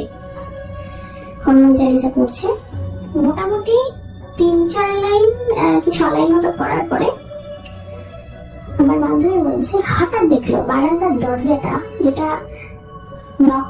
লক করা ছিল ভালো মতো, সেটা হঠাৎ খুলে গেল, আপনা আপনি ধস করে খুলে গেল, এবং ঘর থেকে একটা গরম হাওয়া ওদের সবাইকে যেন ধাক্কা মেরে বেরিয়ে চলে গেল ওই বারান্দার দরজা দিয়ে, এবং দরজাটা আবার সশব্দে বন্ধ হয়ে গেল। তো বুঝতেই পারছেন 5টি মেয়ে, এবং তারা কেউই সত্যি কথা বলতে কি পরিণত বয়স্ক নয়ই বলা যায়। তো তারা আর মানে কতটা তাদের মধ্যে আর ব্যাপার থাকবে, আর কতটা সাহস থাকবে তাদের। মোটামুটি বয়স সবারই হবে, ধরুন আজ থেকে যদি এটা ধরে নিই বছর 10 আগে, মোটামুটি সবারই তখন বয়স হচ্ছে 21 বছরের মধ্যে, 20 থেকে 21-এর মধ্যে। হ্যাঁ, তো এবার তার কমই হবে হয়তো, ওই যাই হোক। তো এবার 21 বছরের মধ্যে আমি ধরি, তো বুঝতে পারছেন তারা কেউ তো সেই অর্থে এইরকম সিচুয়েশনের মুখোমুখি কেউ খুব একটা হয়নি। তো সারা রাত্রি একে অন্যকে জড়িয়ে ধরে বিছানার মধ্যে জড়ামড়ি করে বসে সবাই ঠাকুরকে ডাকছে আর কি। ভোর হলো, ভোর হওয়ার সঙ্গে সঙ্গে যে পোশাকে ছিল, হ্যাঁ ওই অবস্থাতে তারা স্টেশনে এসে ট্রেনে উঠে সোজা বাড়িতে। তো আমার এই বন্ধু ও এবার স্থানীয় আমাদের এখানে একটি বড় মসজিদ আছে, সেই মসজিদে গিয়ে ঝাড়িয়েছিল। তো ঝাড়ার পরে ইমাম সাহেব বলেছিলেন যে তোমরা যে খোশবাগে গিয়েছিলে, যে কবরস্থানে গিয়েছিলে, ওইখানে কিছু একটা তোমাদের মধ্যে 5 জনকে তোমাদের মানে পিছু নিয়েছিল, যে ওটা ফলো করে তোমাদের বহরমপুর দিয়ে আসে। হ্যাঁ, তো সেইটা তোমাদের ওইভাবে রাত্রে নিজের খেলা দেখাতে শুরু করে আর কি। তো ওকে বোধহয় ওকে ঝেড়ে দিয়েছিল আর কিছু জল পড়া দিয়েছিল, তো সেটা খেয়েছিল। তারপরে মোটামুটি আর কোনো অসুবিধা কিছু হয়নি। তো ও বলেছিল যে এখনো এই মানে কথাটা চিন্তা করলে খুব ভয় লাগে। তো এই ঘটনাটা এর আগে আমি কয়েকজনের মধ্যে শেয়ার করেছিলাম, আমার পরিচিত কয়েকজনের সাথে। তাদের মধ্যে অন্তত দুজন আমার সঙ্গে সহমত পোষণ করলো যে মুর্শিদাবাদের খোশবাগ, ইমামবাড়া, এই সমস্ত জায়গাতে, আমি বলছি না এটা সবার সঙ্গে যাবে এমন কোনো কথা নেই, বা মুর্শিদাবাদ থেকে কেউ যদি শুনে থাকেন প্লিজ আমার উপর রাগ করবেন না, হতে পারে এটা তাদের ব্যক্তিগত সমস্যা। বাট ওই দুজন এবং তিনজন, এই দুজন বলছে, তিনজন কিন্তু আমাকে বলেছিল যে আমরা যতবার মুর্শিদাবাদ গেছি আমাদের কিন্তু ওই অঞ্চলে গেলে একটা অদ্ভুত একটা গা ছমছমে ভাব হয়। হ্যাঁ, হয়তো থাকতেও পারে, কিছু নাও থাকতে পারে, কারণ ধরুন এমনিতেও পূর্ণিমাতে গেলে আমাদের এমনিতে একটু গা ছমছম করে। থ্যাংক ইউ সো মাচ আপনার ঘটনার জন্য, আপনাকে অনেক ধন্যবাদ। এবং আমি এখন যেটা করব সেটা হচ্ছে চলে যাব সরাসরি আমাদের পরবর্তী যে অতিথি আছেন তার কাছে। শুরুতে আজকে যার ঘটনা শেয়ার করব তিনি আমাকে মেল করেছিলেন এবং উনি গত সপ্তাহে একটা ঘটনা দিয়েছেন। আপনারা হয়তো যারা গত এপিসোডে একটা শুনেছিলেন যে অধরা নামে একটা মেয়ের ঘটনা, যিনি বিভিন্ন আমল এবং মন্ত্র করে উনি জিন হাজির করতেন এবং একটা পর্যায়ে উনি যখন অসুস্থ হয়ে পড়েন তখন ওরা ফ্যামিলি মেম্বারদের প্রেশার উনিটা অফ করে দেন। তো ওনারই একটা ঘটনা উনি আবার পাঠিয়েছেন আমাকে 2011 সালে একটা ঘটনা। তো উনি যখন জিন হাজির করা আমল বন্ধ করলেন, তারপর ওনার মধ্যে আরেকটা নতুন চিন্তা আসে যে উনি ঠিক করে যে উনি তাবিজ কুফরি করবেন এবং তাবিজটা কিভাবে করতে হয় সেজন্য তিনি আবার আমল করার জন্য বিভিন্ন পদক্ষেপ নেওয়া শুরু করেন। উনি বলে যে উনি বিভিন্ন সূরা পড়তেন এবং বিভিন্ন আমল মন্ত্র যখন করতেন উনি একটা পর্যায়ে সাদা পাতলা কাগজ দিয়ে জাফরান দিয়ে বিভিন্ন রকম লেখা লিখতেন এবং তাবিজটা কার উপর করা যায় উনি এরকম চিন্তা ভাবনা করতে করতে না নিজস্ব ফ্যামিলি মেম্বারদের উপর তাবিজ করা এরকম শুরু করেন। কিন্তু উনি দেখেন যে খুব একটা ফলাফল হয় না বা ফলাফল আসে না, কিন্তু ওনার নিজের উপরেই বিভিন্ন সমস্যা ঘটতে থাকে। অধরাবু বলেন যে উনি যখন এই তাবিজ করার বা আমল করাটা যখন রেগুলার করছিল উনি মাঝে মাঝে খুব বাজে বাজে স্বপ্ন দেখতেন এবং স্বপ্নগুলো সব অবাস্তব ছিল। তো তার মধ্যে একটা স্বপ্ন উনি বলে যে যখন এরকম তাবিজ করা আমল শুরু করেন তার প্রথম স্বপ্ন ছিল এরকম যে উনি দেখছে যে উনি ওনার স্কুল শেষ করে বদ্ধ করে স্কুল থেকে আসছে, কিন্তু উনি যার সামনে দেখছে একটা সাদা কালো, মানে দেখা যাচ্ছে যে ওনার দুনিয়াটা কেমন সাদা কালো এবং উনি দেখছে যে ওনার ফ্যামিলি মেম্বার কেউ একজন গাড়িতে ধাক্কা খেয়ে পড়ে ব্যথা পেয়েছেন এবং প্রায় সময় নাকি উনি দেখছেন যে ফ্যামিলি মেম্বার কেউ রোড অ্যাক্সিডেন্ট হোক বা বিভিন্ন দুর্ঘটনা হোক যে মারা যাচ্ছে। এগুলা উনি দেখে কিছুটা আতঙ্ক থাকতো না মনে, যে আমি এরকম স্বপ্ন দেখছি কি তাবিজ করার আমলের কারণে নাকি। তো আরেকদিন উনি একটা স্বপ্ন দেখেন যে উনি একটা নির্জন জায়গায় উনি একটা বাসায় ওনার জন্য বাসা খুঁজছিলেন। তো বাসা খোঁজার একটা পর্যায়ে উনি পাচ্ছিলেন না কোনো বাসাতে, একটা জঙ্গলের মধ্যে একটা জায়গায় চলে যায়, একটা বাসার সন্ধান পায় এবং সেখানে একটা লোক ওনাকে বলে যে আপনি তো বাসায় থাকবেন, এই দেখেন এই যে এখানে একটা বাসা খালি আছে, আপনি থাকতে পারেন, কিন্তু সাবধানে থাকবেন, এখানে আমার ওয়াইফ আত্মহত্যা করছিল। তো অধরাবু বলে যে স্বপ্নের মধ্যে আমি দেখতেছি যে পরের দিন ওই বাসায় আমি থাকা শুরু করি এবং যে মূলত আত্মহত্যা করছিল তাকে আমি দেখতেছি যে সে তার জামাইয়ের লাশ খাচ্ছে এবং উল্টা পাল্টা বলছে। আমি কি স্বপ্ন দেখতাম কিছু নিজে বুঝে উঠতে পারতাম না এবং এগুলো আমি সম্পূর্ণ দেখতাম তখন যখন আমি বেশি আমল করতাম তাবিজের বলে, এবং তাবিজ নিয়ে আমি যতই ঘাটাঘাটি করতাম এই সমস্যাগুলো হতো। সবচেয়ে ভয়ানক স্বপ্ন ছিল এরকম যে উনি ওনার মাকে নিয়ে একটা বাজে স্বপ্ন দেখে এবং ওটা দেখার পর উনি ওনার ফ্যামিলি মেম্বার সবাই জেনে যায় যে উনি আসলে তাবিজটা কুফরি করতে আবার আকৃষ্ট হয়ে গিয়েছেন। তো ওই স্বপ্ন ছিল এরকম যে উনি দেখছেন স্বপ্নের মধ্যে যে রাত 3টার দিকে ওনার ঘুম ভেঙে গিয়েছে, তো ওনার রুমের পাশে যে বারান্দাটা ছিল সেখানে ওনার মা দাঁড়িয়ে আছে এবং উনি বাইরে বারান্দায় যেতেই দেখতেছে ওনার মা মানে বাইরের দিকে তাকায় আছে এবং বাইরে যে বৃষ্টি হচ্ছে রক্ত বৃষ্টি হচ্ছিল এবং উনি বারান্দার কাছাকাছি গিয়ে দেখে যে ওনার মায়ের হাত নাই এবং ওনার মা ওনার কাছে কাকুতি করে বলতেছে যে মা আমার হাতগুলা ফিরাই দেয়। উনি এরকম যখন উল্টাপাল্টা খারাপ স্বপ্ন দেখছে প্রচন্ড কান্নাকাটি শুরু হয়ে যায়, ঘুম থেকে উঠে যায় উনি এবং ওনার বাবা মা সবাই এসে পড়ে ভোরবেলায় যে কি হয়েছে আমার। তখন উনি এতটাই ভয় পায় যে বলতে স্বীকার মানে ওনার ফ্যামিলির কাছে স্বীকার করে যে আমি এরকম জিন হাজির করতাম আগে, এরকম মানে এরকম মন্ত্র পড়ছিলাম, বাট এই কাজগুলো যখন করতেছি তাই এখান থেকে মুক্তি পেতে চাই।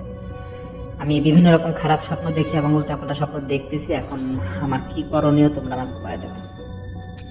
তো ওনার ফ্যামিলি মেম্বাররা পরে ওনার রুমে তাবিজের মানে যে মন্ত্রগুলা ছিল বা ওগুলা সবগুলো ফালাই দেয় এবং ওনার রুমটার মধ্যে দোয়া এবং ঝাড়ফুঁক মোটামুটি বন্ধ করে দেয়। তো অধরাবু যেটা বলে যে ভাই বন্ধ করে দেওয়ার পরেও আমার কোনো সমাধান হয় না, আমি খারাপ স্বপ্ন দেখলাম এবং আমি যখন আমল করতাম না, আমার আমলগুলো মুখস্থ হয়েছে নিজের থেকে, আমার মনে হচ্ছে আমলগুলো আমার মানে করা লাগবে, আমি নিজেই মানে বলতে পারতেছিলাম, এবং আমার রাত্রেবেলায় আমলগুলো করার জন্য বেশি ঝোঁক থাকতো। তো অধরাপুরকে অনেক হুজুর দেখানো হয়, ওই হুজুর এসে ওনার রুম বন্ধ করে দেয়। ইভেন ওনার মা একটা পর্যায়ে গিয়ে বাসাটা বদলায় ফেলে, যে বাসায় হয়তো কোনো সমস্যা হতে পারে, তখন আর বাসাটা বদলায় ফেলে। অধরাপুর বলে যে আমরা উত্তরে কোন একটা সাইডে তখন বাসা নেই। তো বাসা নেওয়ার পর ওনার যে ছোট বোন ছিল, তো অধরাপুর কয়েকদিন নাকি এরকম তাবিজ মানে পঞ্চকড়াগুলো বন্ধ ছিল, কিন্তু তাও উনি মানে বিভিন্ন ধ্যানে থাকতেন রাত্রেবেলা, এটা না একটা অভ্যাস হয়ে গেছে। ইভেন এখন এটা আছে ওনার। তো যাই হোক, ওনার এখন এই উত্তরে এরকম বাসা, নতুন বাসা নেওয়ার পর বাসাটা আমার খুব ভালো লাগে। এটা ওনার স্কুলের কাছাকাছি একটা বাসা ছিল। তো উনি ওনার ছোট বোনকে বলতেছে যে দেখো, জিন হাজির করছি বা তাবিজ টনা করছি, যেটাই করে আমি করছি, একটা কাজ করে আসো। মানে ওরা বোনকে সাহস দিচ্ছিল যে একটা কাজ করে দেখবা, যে আমরা ঘরে আত্মা আনতে পারবো, তুমি জাস্ট দেখবা যে একটা এরকম মন্ত্র আছে, সেটা মন্ত্র করলে আত্মা আনতে।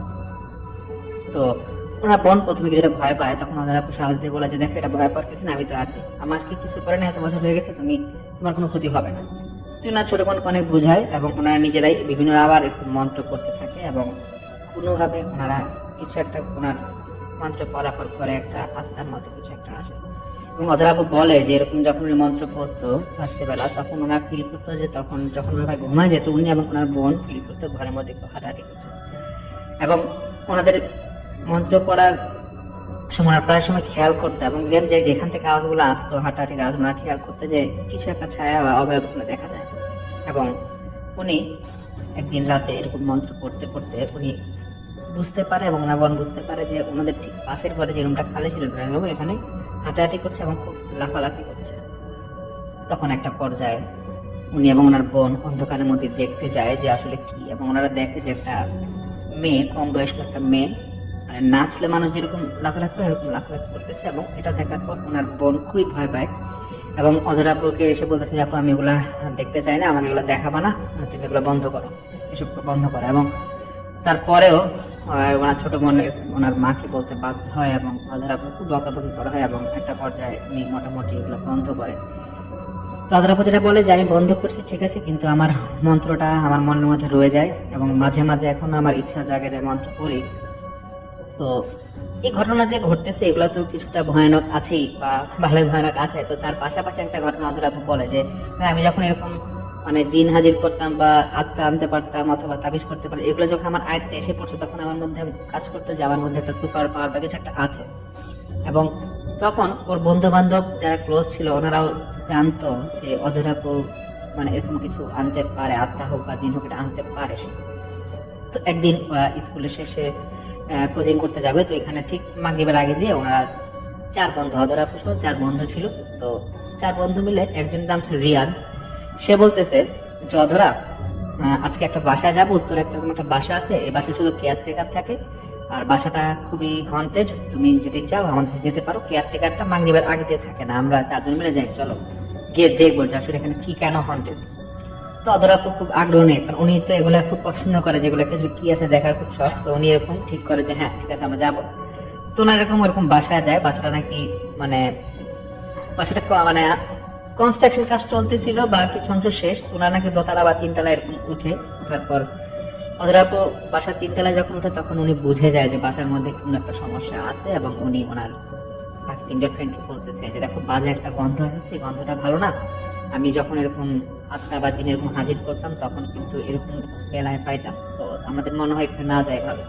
তো বাকি 3জন একটু রসিকতা করতেছিল ওনার সাথে, বলতেছে না অধরা, আমরা যেহেতু আসছি ভিতরে যাই না, দেখি কি অবস্থা, নাকি তুই ভয় পাইলে তুই চলে যাবি।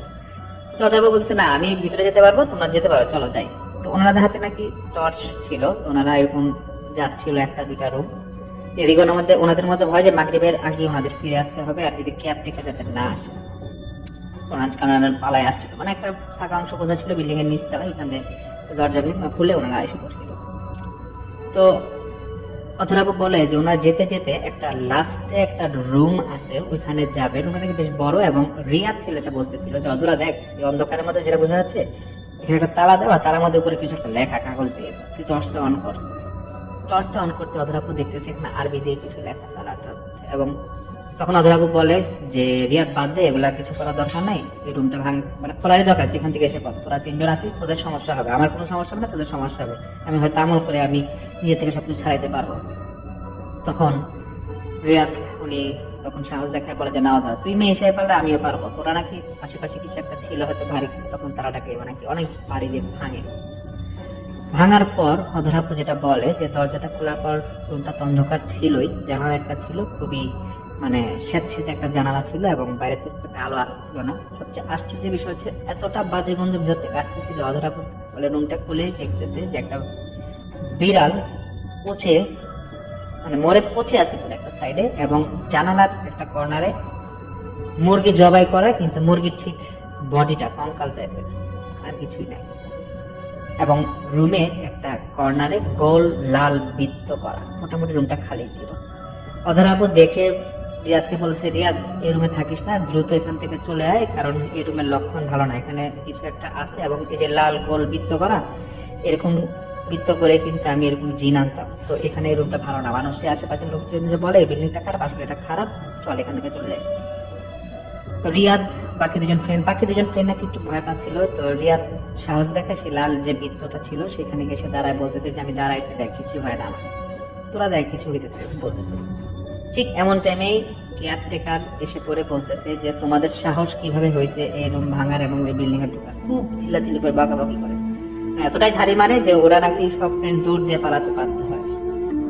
তো এক দৌড়ে নাকি অধরাপু বলে যে আমরা যে তিনজনা থেকে নামছি, এক দৌড়ে আমরা দেখতেছি বাইরে বাজান দিয়ে দিছে, বাইরে এরকম অন্ধকার, এবং বাইরে আমরা 3 জন আসবো, আর একজন ফ্রেন্ড হয়তো ছিল জাকারিয়া বা কিছু নাম তো ঠিক মনে হয় নামটা, তো বলছে 3 জন আসলে রিয়াদকে দেখা যাচ্ছিল না। তো বাকি 2 জন ফ্রেন্ড অধরা বলতেছে, অধরা দেখ সন্ধ্যা হয়ে গেছে, তুই বাসায় চলে যা, আমরা বাসায় চলে যাচ্ছি, রিয়াদ মনে হয় ওখান দিয়ে চলে গেছে। তো অধরাপু এরকম বাসায় এসে পড়ে, উনি এসে পড়ার পরে উনি মানে বলে যে ভাই আমি খুবই ভয় পাই সেদিন রাতে, এবং আমার মধ্যে একটু কৌতূহল কাজ করতেছিল যে বিল্ডিংটায় যে মানুষ বলে খারাপ কিছু হয়েছে, দেখলে কিছু আছে, এবং আমার ইচ্ছা ছিল যে আবার বিল্ডিংয়ে যাওয়ার, কিন্তু আসলে আমার মধ্যে খুব সেদিনই প্রথম আমার মধ্যে খুব ভয় কাজ করতেছিল। তো আমি এরকম উনি বলে যে আমি এতটাই ভয় পাইছি 3 দিন আমি স্কুলে যেতে পারি নাই। তো 3 দিন পর যখন আমি স্কুলে যাই, বাকি ফ্রেন্ডের সাথে সবার সাথে দেখা হয়, তো আমরা তো 4 জন যারা গেছিলাম স্কুল থেকে, তো ভাবছি যে ওদের সাথে দেখা করবো, তো সেই মুহূর্তে আমি রিয়াদকে পাই না। তো বাকি যে ফ্রেন্ড দুজন আছে মানে জাকারিয়া ছিল, তাকে বলতেছি যে রিয়াদ স্কুল আসলে, রিয়াদ কোথায়, রিয়াদ স্কুলে আসলো না, তুই কি দেখেছিস তোরা কোথায়? তখন বাকি 2 জন ফ্রেন্ড অধরাপুকে আলাদা হয়ে বলতেছে যে অধরা কাউকে কিছু বলবি না, সেদিন আমরা তো এরকম বাসা থেকে যখন বের হয়ে রিয়াদ পাচ্ছিলাম না, তো রিয়াদ আমার বাসা মানে জাকারিয়া যে সে বলতেছে যে রিয়াদ তোমার বাসার কাছাকাছি থাকে। তো একদিন পর গিয়ে রিয়াদের বাসার খবর নেই, এবং আমি গিয়ে দেখি যে রিয়াদ অসুস্থ, এবং ওরা আমাকে জিজ্ঞেস করে কি হয়েছে, তো ওনারা বলে যে কিছু বলতে পারবো না, কালকে মাগরিবের পর থেকে আসার পর রিয়াদ কেমন জানি মানে মানসিকভাবে অসুস্থ হয়ে গেছে, মানে উল্টাপাল্টা সব কথা বলতেছে।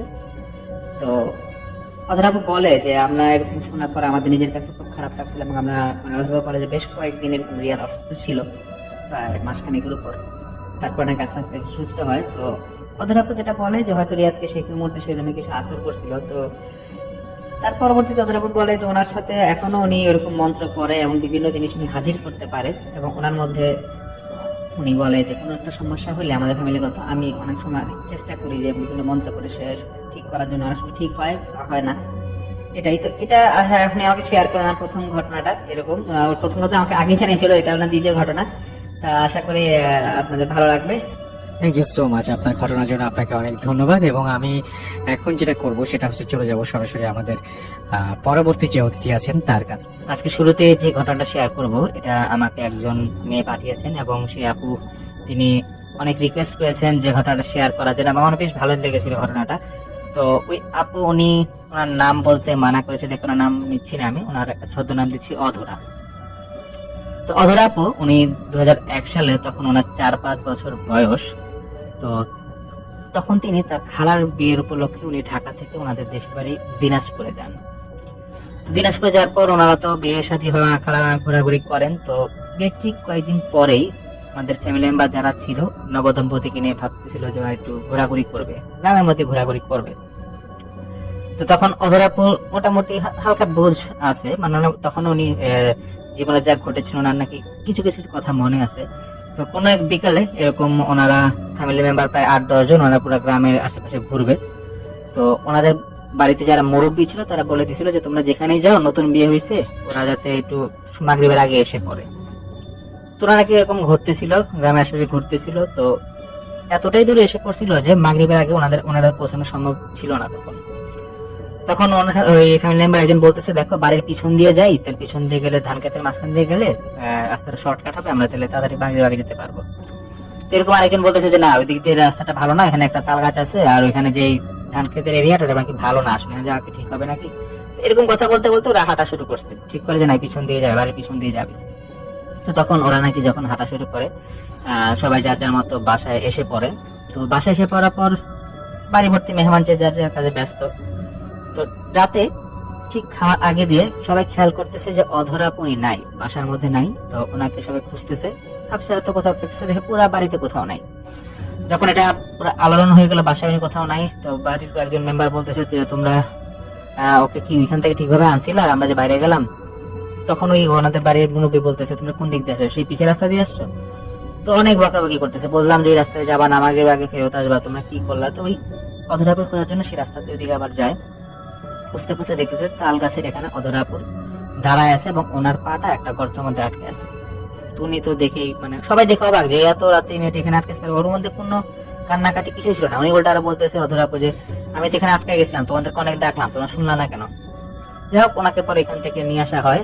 তো এই নিয়ে আসার পর থেকে ওইখানে উনি যতদিন ছিল দিনাজপুরে, ওনার মধ্যে কিছু মানে আচুরি কিছু ঘটনা কি ঘটে। উনি বলতেছিল যে আমাকে, যে আমার ওনার নাকি প্রায় সময় মানে রাত্রেবেলা ওই কান্নাকাটি করতো, তাল গাছের ওখানে যাবে, এনে আবদার করতো না আব্বা আম্মাকে।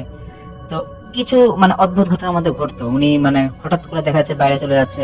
এই কাজগুলো যখন করতো তখন ওনার আব্বা আম্মা চিন্তা করতেছে, দেখো হয়তো এরকম হইতে পারে যে কিছু বদনজর পড়লো নাকি, এক কাজ করি আমরা এখান থেকে চলে যাই, আমরা ঢাকায় চলে যাই, মানে এখানে থাকার দরকার নাই। তো তখন ওই অধরাপুর নানা উনি আবার ওনার নাতিকে মানে অধরাপুরকে একটু ঝাড়ফুঁক দিয়ে দেয়, বলে যে থাক আমি ঝাড়ফুঁক দিয়ে দিচ্ছি, আশা করি সমস্যা হবে না, আমি এটা এত কষ্ট করে চলে যাচ্ছে। যাই হোক, উনি তো পরে চলেই যায় ঢাকায়। তো ওনার খুব একটা আর পরে সমস্যা হয় না। তবে উনি যখন আস্তে আস্তে বড় হচ্ছিল, ওনার মধ্যে একটা জিনিস কাজ করতো অধরাপুর, যে উনার খুব ইচ্ছা যে জিন কি এটা দেখার খুব আগ্রহ, এবং এটা ওনার নাকি খুব সাহসী ছিল, এবং উনি স্টিল অনেক সাহসী। উনি বলতেছে যে জিন কি এটা দেখার আগ্রহ এতটাই ছিল না যে বাসায় যে হুজুর ওনাকে পড়াতো, হুজুরকে নাকি জিজ্ঞেস করতো যে হুজুর জিন কিভাবে আনে, জিন কি দেখতে কেমন, এসব উল্টা পাল্টা প্রশ্ন করতো। আস্তে আস্তে উনি বড় হচ্ছে এরকম। যখন উনি ক্লাস 7-এ পড়ে, তো তখন ওনাকে বাসায় এক হুজুর উনি পড়াতো। অনেক হুজুরকে সেম বারবার প্রতিনিয়ত একই প্রশ্ন করতো যে হুজুর জিন কিভাবে দেখে, জিন দেখতে কেমন, একটু আমাকে বলেন, আমি জিনের দেখা কিভাবে পাবো। এগুলো যখন বলতো, সেই হুজুর আবার ওনার ফ্যামিলি মেম্বারদেরকে বলতো যে দেখেন ওরা উল্টা পাল্টা কথা বলে, জিন দেখবে, এগুলো কথা, এগুলো কি ধরনের হাস্য করে, আবার এগুলো কি দেখা যায় নাকি, এগুলো তো এই বাচ্চা মেয়েগুলো বলে তো ঠিক না, ওকে একটু বুঝাবেন। তো ওই অধরাপু নাকি প্রায় বাবাদের বাসার মেম্বারদেরকে বলতো যে আম্মু জিনকে দেখতে কেমন, জিনকে একটু দেখা যাবে নাকি, এরকম কাজ করতো। ওনার মধ্যে একটাই কথা যে জিনটা কি এটা দেখতে চায় উনি। এবং আবার বলছি যে ওখানে কিন্তু সাহস অনেক বেশি ছিল। তো উনি নাকি স্কুলে যখন আসা যাওয়া করতো, একা আসা যাওয়া করতো, আমাদের বাড়ির কাছ দিয়ে একটা স্কুল ছিল, রাস্তায় একা আসা যাওয়া করতো। তো কোনো একভাবে উনি বেশ কিছু মানে মন্ত্র, মানে কিভাবে জিন আনে এরকম কিছু মানে বই উনি ম্যানেজ করেছিল তখন।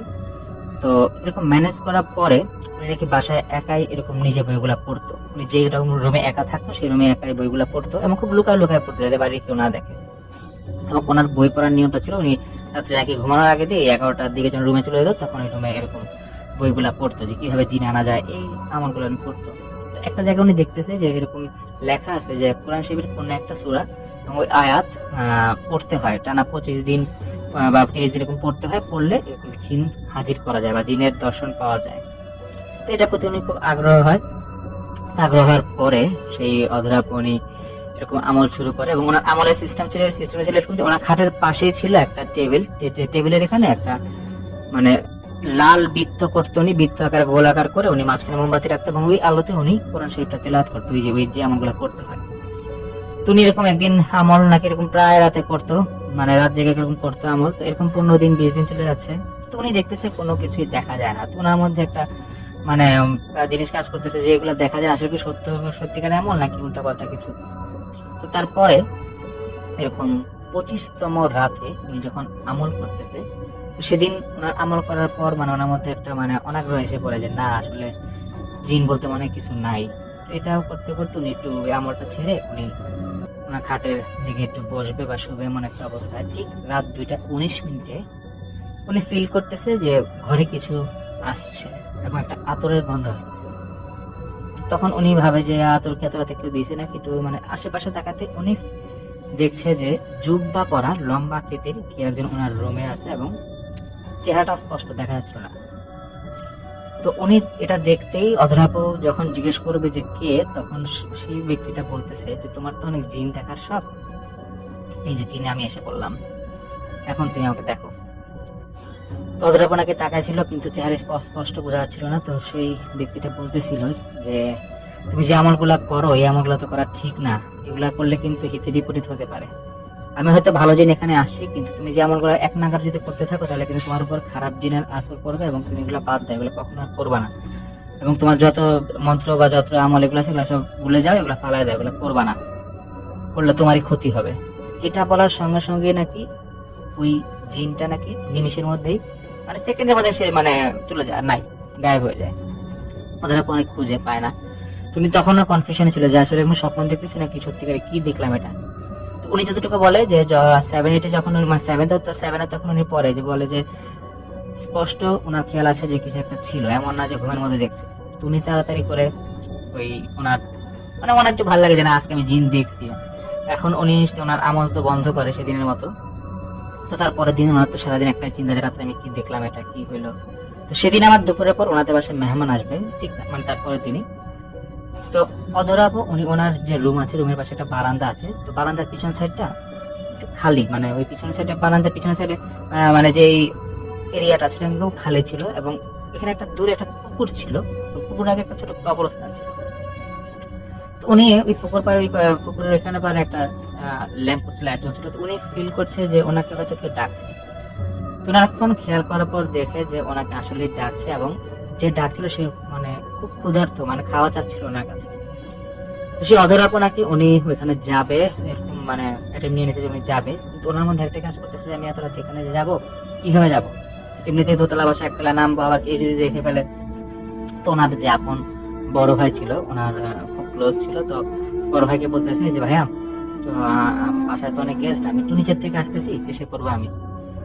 তো ওই ভাইয়া বলতেছে যে তুই নিচে যাবি, এখন আবার যদি একটু সমস্যা হয়তো বলতে এরকম বুঝাচ্ছ যে তুই যাস না, তুই থাক ঘরে থাক। তো ওই অধরাপু উনি কারো কথা না শুনি উনি আস্তে করে দরজাটা খুলে নিচে চলে যায়।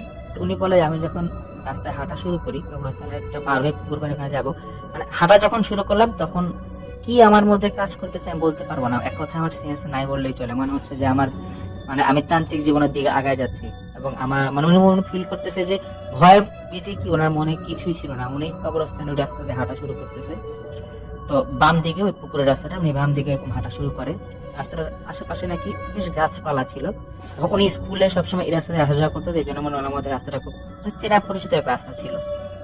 তো উনি যখন হাঁটতেছে হঠাৎ করে একটা বিড়াল ওনার সামনে আসে এবং উনি নাকি বিড়ালটাকে ধরতেই বিড়ালটাকে ওনার কোলে এসে পড়ে। তো উনি ওই বিড়ালকে নিয়ে হাঁটা শুরু করে এবং হাঁটতে হাঁটতে উনি ঠিক পুকুর পাড়ে যাবে। পুকুর পাড়ে কাছাকাছি গিয়ে দেখে যে লাইট পোস্টে যে লাইটটা জ্বলতেছিল সেই লাইট নিভানো, আসলে এখানে কোনো লাইট নাই। এবং উনি পুকুর পাড়ে এখানে একটা টিলার মতো ছিল, মাটির টিলার মতো, উনি টিলার উপর উঠে দেখতেছে যে আশেপাশে কিছুই নাই। তো বিড়ালটা নাকি তখন ওনার শরীর থেকে লাফ দিয়ে চলে যায়। তখন অধরাপু আশেপাশে মানে বুঝে যায় যে না আসলে এটা কিছু একটা খারাপ কিছু ঘটতে পারে। তুমি নাকি টিলা থেকে নিয়ে বাসার দিকে যেতে যাবে। তো হঠাৎ করে দেখতেছি উনি যে একটা কুকুর এবং কুকুরের পিছে একটা বাচ্চা মেয়ের অবয়ব। উনি অধরাপু যখন বুঝে গেল যে না হয়তো গতকাল যে হুজুরটা বলছিল যে এই আমার করলে খারাপ কিছু ঘুরতে পারে, এখন কি এরকম কিছু আমার হলো নাকি আমি বুঝলাম না। তো উনি নাকি এরকম দৌড় দেওয়া শুরু করে এবং ওনার পিছিয়ে পিছিয়ে কুকুরটা দৌড় দেওয়া শুরু করে এবং দৌড় দিতে দিতে মানে ওনার কথা হচ্ছে আমি বাসার দিকে যাবো, না হলে আমি মেইন রাস্তা দিকে যাবো, কোন রকম বাঁচি আমি।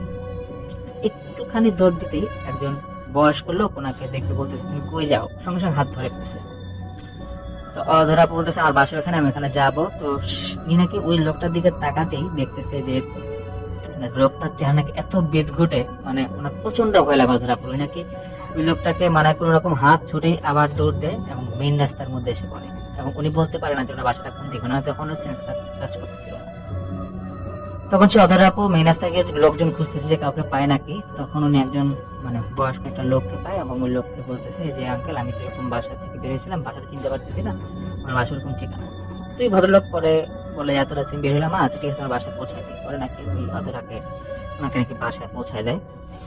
তো তারপর তো অধরা কিছুদিন বাসায় গিয়ে এরকম উনি ঘুমায় যায়। তো পরের দিন নাকি দিনের বেলা প্রায় 11:30টার দিকে উনি ঘুম থেকে উঠে, তো উঠে উনি শুনতেছে যে বাইরে ওনার আব্বা মারা খুব চিল্লাচিল্লি করতেছে, বলতেছে যে মেয়ে রাত্রিবেলা বাইরে যায় উল্টা পাল্টা কাজ করে, ওর মধ্যে জিন কি এসব নিয়ে উল্টা পাল্টা কাজ শুরু করে দিচ্ছে, এগুলো কি ধরনের কথাবার্তা, মানে ওদের মধ্যেই ফ্যামিলি মেম্বার চিল্লাচিল্লি করতেছে। তেমন টাইম ওনার ভাই আসে, অধরা রুমে আসে, বলতেছে যে দেখ তুই এরকম কাজগুলা করিস, আব্বা মতো তোর সেই প্যাকেট থেকে জিনের বই বা কি কি তুই তোর যন্ত্রমন্ত্র কি বই সবগুলো নিয়ে গেছে, তোর এগুলো এখন করা যাবে না, এগুলো করতে পারবি না। তো অধরাপুর একটা জিনিস মাথায় আছে যে যেই মন্ত্র বা যেই আমল করা লাগবে ওটা কিন্তু মুখস্থ হয়ে গেছিল। তো ওনার কথা হচ্ছে বই নিয়ে নিছে, আমি আমার মন্ত্র বা আমল করেই যাব। তো যাই হোক সেদিন, ঠিক সেদিনে বিকেলের দিকে উনি নাকি শুয়েছিল রুমের মধ্যে। তো রুমের মধ্যে শুয়ে থাকার পর উনি বিকেলের দিকে ফিল করতেছে ঠিক ভর দুপুরের দিকে যে ওনাকে মাথার মধ্যে কেউ হাত বোলাচ্ছে। তিনি মনে করছে ওনার আম্মু হয়তো বাইশে হাত বোলাচ্ছে, তবে ওনার নাকি আরাম লাগতেছিল। তো হঠাৎ করে উনি আম্মুর দিকে তাকাবে, পিছের দিকে তাকাবে, দেখতেছে একটা বাচ্চা মেয়ে এবং ওর মুখটা বাম দিক থেকে টানে পুরোটা মানে চিরা অবস্থা, ছিঁড়ে গেছে, এখানে এরকম কেটে গেলে যেরকম হয়। এটা দেখে উনি সঙ্গে সঙ্গে অধরাকে উনি নাকি লাফ দিয়ে ঘুম থেকে উঠে যায় এবং উনি তাড়াতাড়ি ড্রয়িং রুমের আম্মুর কাছে চলে যায়। তো ওনার আম্মুকে আবার সাহস পাচ্ছিল না, কারণ ওনার আম্মুকে যদি এগুলো বলে তাহলে কিন্তু আবার দেখা যাবে যে আবার হিতে নিগড়িত হতে পারে। তো উনি এগুলো কিছু বলে না, কিছুটা ভয় পায়। উনি তারপরে আবার রুমে আসে, ওনার দেখতেছে রুমে আর কিছু নাই এবং ওনার নাকি খুব দুর্বল হয়ে গেছিল সেদিন, মানে খুবই ক্লান্ত লাগতেছিল। তো সেদিনও ওনার খালারা নাকি বাসায় আসে। তো অধরা সেদিন রাতেই, তো অধরা আপু মানে চিন্তা করে যে আজকে আমার আমল করতে হবে, তাই কিভাবে আমল করবো, এখানে আজকে অনেক গিয়েছে। তো উনি ওনার আম্মুর রুমে আগে শুতে চলে যাবেন, আজকে ওনার আম্মুর সাথে থাকা লাগবে। তো উনি নাকি আবার আমল করতেছিল এবং আমল করার একটা পর্যায়ে উনি আমলটা বন্ধ করে দেয়। তো বন্ধ করে উনি ঘুমায় যায়। উনি ঘুমিয়ে মাঝরাতে হয়তো ঘুম থেকে উঠে একটা বাচ্চার কান্নার আওয়াজ পেয়ে, এবং উনি দেখতেছে যে ওনার রুমে ওনার আম্মু এবং খালার আশেপাশে শুয়ে আছে ওনার। তো অধরা উনি ঘুম থেকে উঠে ওনাদের রুমের পাশে যে বারান্দাটা, সেখান থেকে কান্নার আওয়াজ আসতেছে। এখানে যায়, যার পর দেখতেছে বারান্দা একটা পিলার ছিল, পিলারের ওই কর্নারে একটা মেয়ে কান্না আওয়াজ আসতেছে। উনি নাকি এটা মানে পিলারটা এরকম দেখতেছে একটা ছোট মেয়ে সাদা শাড়ি পরা, সে কাঁদতেছে এবং উনি বাইরের আলোতে যতটুকু দেখে যে দিনের বেলা যে মেয়েটা দেখছিল মুখ চিরা এরকম একটা সেম একটা মেয়ে, এবং উনি এটা দেখে যে চিৎকার করতেছে ভয়ে। উনি বলতেছে যে চিৎকার করতেছে ঠিকই, কিন্তু ওনার মানে রুমের মধ্যে যারা আছে ওরা মনে হয় কি শুনতেছে না, কেউই আসতেছে না মানে তার নিশ্চয় চিৎকার শুনতেছে না। তো অধরাপু নাকি এরকম মানে উনি যে বের হতে যাবে, তো ওই মেয়েটা অনেক করে একটা হাত ধরে রাখছে, বাচ্চা মেয়েটা ওনার হাত ধরে রাখছে, বের হতে পারতেছে না।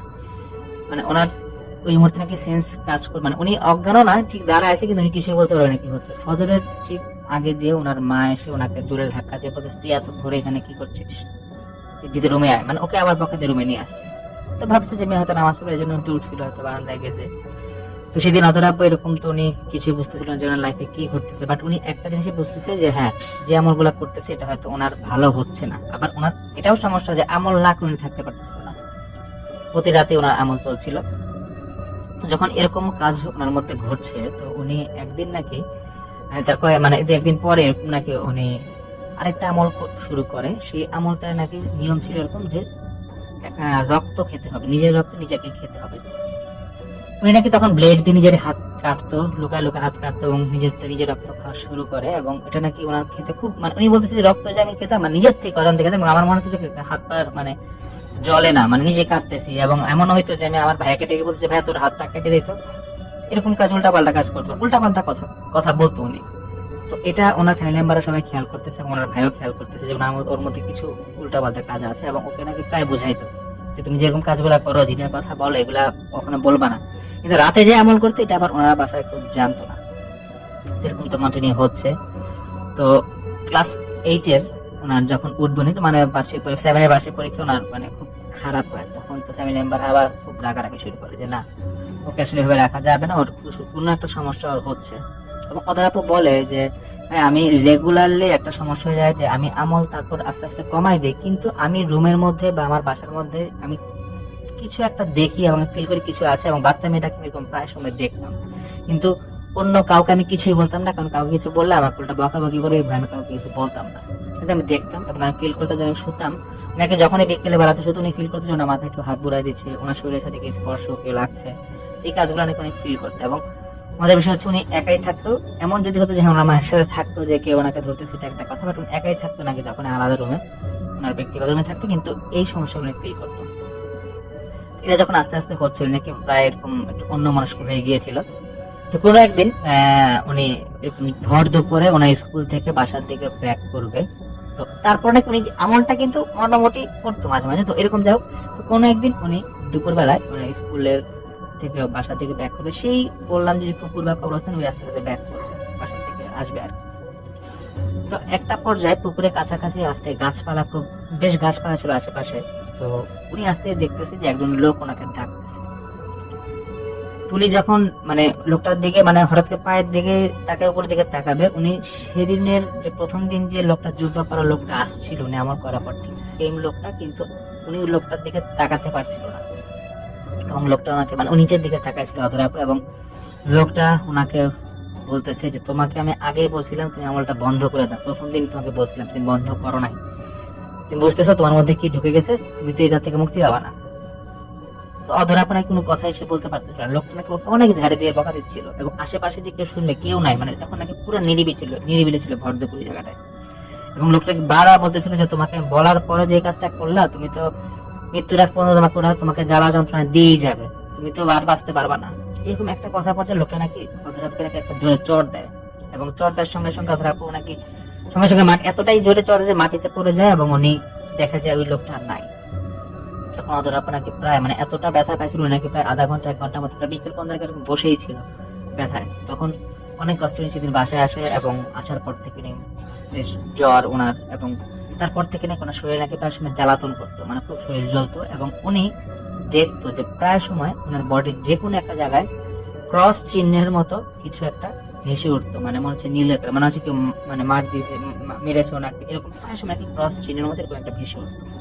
তো ওনার মধ্যে যে এই সমস্যাগুলো দেখা দিচ্ছে, ওনার বাবা মা এটা দেখে, এবং দেখার পরে অনেক হুজুর আলেমকে দেখায়। তো ওই হুজুরদের একটি কথা যে আপনার মেয়ের আসলে এরকম আমল করা ঠিক হয় না, এগুলো আসলে আমল করা ঠিক না, আমল গুলা করা ঠিক হয় নাই। তো যাই হোক, আমরা ওকে বন্ধ করে রাখতেছি, আশা করি কোনো সমস্যা হবে না। তো অধরাপা বলে যে ভাই আমার কাছে এখন আমি গলায় তাবিজ পরা থাকি, কিন্তু সমস্যা একটাই যে আমি এখনো ফিল করি যে আমার কাছে কিছু একটা আছে, এবং আমি আমলটা সম্পূর্ণভাবে বন্ধ করতে পারি না, নিজের থেকে নিজে কিভাবে জানি আমলটা করতে হয়, আমার প্রতিরাতে করতে হয়। এবং উনি বলে যে আমি এখনো মাঝে মাঝে ওই সমস্যাগুলো ফিল করি, এবং বাসার মধ্যে ফিল করে যে কেউ আছে বা কেউ আমাকে হাত বুলাচ্ছে, এবং প্রায় সময় নাকি ওনার শরীর প্রচন্ড জ্বালাতন করে, এবং এই কথাগুলো নাকি উনি ওনার ফ্যামিলি মেম্বার কাউকে এরকম বলে না। তো উনি এটা আমাকে শেয়ার করেছেন, এবং আমাকে বলেছেন যেহেতু আমার কাছে স্ত্রীর নাও সমস্যাটা আছে, আমার কাছে আবারও বলছি সমাধান চেয়েছিল, আসলে আমি সমাধান দিতে পারি নাই, বা আমরা তো বলেছি যে এখানে আমরা সমাধান দিই না। তো যাই হোক, এটাই ছিল অনেক ঘটনা। আশা করি প্রত্যেকটি ঘটনায় আপনাদের কাছে অনেক বেশি ভালো লেগেছে, কেননা প্রত্যেকটি ঘটনায় ছিল ভয়ঙ্কর ঘটনা। এরকম ভয়ঙ্কর ঘটনা পেতে অবশ্যই এই চ্যানেলটি সাবস্ক্রাইব করে নেবেন, কেননা প্রতিদিন রাত 10টা বাজে শুধুমাত্র এই চ্যানেলেই ভয়ানক বাছাইকৃত ঘটনাগুলো পাবলিশ হওয়া হয়। তো দর্শক এই ভিডিওতে একটি লাইক দিয়ে, তো দর্শক এই ভিডিওর কোন ঘটনাটি সব থেকে আপনার বেশি ভালো লেগেছে অবশ্যই কমেন্ট সেকশনে কমেন্ট করে জানিয়ে দেবেন। আজকে এই পর্যন্তই, ভালো থাকবেন, সুস্থ থাকবেন, আল্লাহ হাফেজ। তো এই ছিল আমাদের আজকের ভূত এফএমের এপিসোডটি। আমাদের আজকের এপিসোডটি কেমন লাগলো সবাই কমেন্ট করে জানাবেন, আর সবার কাছে রিকোয়েস্ট রইল যে লাল কালারের যে সাবস্ক্রাইব বাটনটি আছে সেটি সবাই প্রেস করে আমাদের চ্যানেলটিকে সাবস্ক্রাইব করে রাখবেন, আরও নিত্য নতুন মজার ভৌতিক ঘটনা পাওয়ার জন্য only at Sajia Tonni horror stories চ্যানেলে। ধন্যবাদ, আল্লাহ হাফেজ।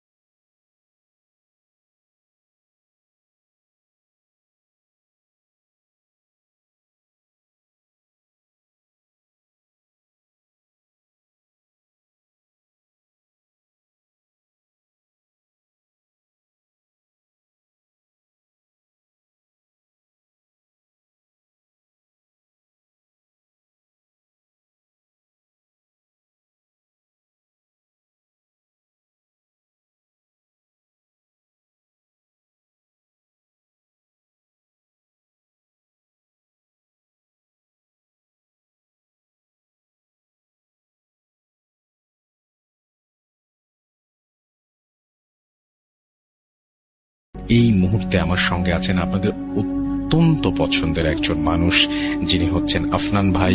তাকে আমি বলেছিলাম এবং তিনি একটা ঘটনা পাঠিয়েও দিয়েছেন। তার সেই ঘটনাটি আমি এখন আপনাদের জন্য প্লে করছি। আশা করছি আপনাদের সবার ভালো লাগবে। এখন যে ঘটনাটি আমি শেয়ার করতে যাচ্ছি, এই ঘটনাটি আমাদেরকে পাঠিয়েছেন নারায়ণগঞ্জ জেলার বন্দর উপজেলা থেকে মোহাম্মদ শিহাব ভাই। শিহাব ভাইয়ের বর্তমান বয়স 30 বছর এবং ওনার এই পুরো 30 বছর জীবনে শুরু থেকে এখন পর্যন্ত বিভিন্ন ধরনের প্যারানরমাল ঘটনার তিনি সম্মুখীন হয়েছেন। এর পিছনে একটা কারণ রয়েছে। কারণটা হলো ওনার বাবা একজন কবিরাজ। জিনে ধরা রোগীকে সুস্থ করা, সেই সাথে জাদু টোনায় আক্রান্ত বিভিন্ন রোগীদেরকে অসুস্থ অবস্থা থেকে আবার আল্লাহর রহমতে সুস্থতার দিকে নিয়ে যাওয়া, এটা ওনার রেগুলার একটা কাজ ছিল। এবং সারাদিন অনেক রোগী ওনাদের বাড়িতে আসতো। তবে উনি মাগরিবের নামাজের পর রোগী দেখতেন। দেখা যেত কোনো জিনে ধরা রোগী ওনাদের বাড়িতে এসেছে, সেই রোগীকে ওই জিনে ধরা অবস্থা থেকে সুস্থ করে ওই জিনকে বশীভূত করে রাখার বিষয়ে ওনার বাবা ছিলেন সিদ্ধহস্ত।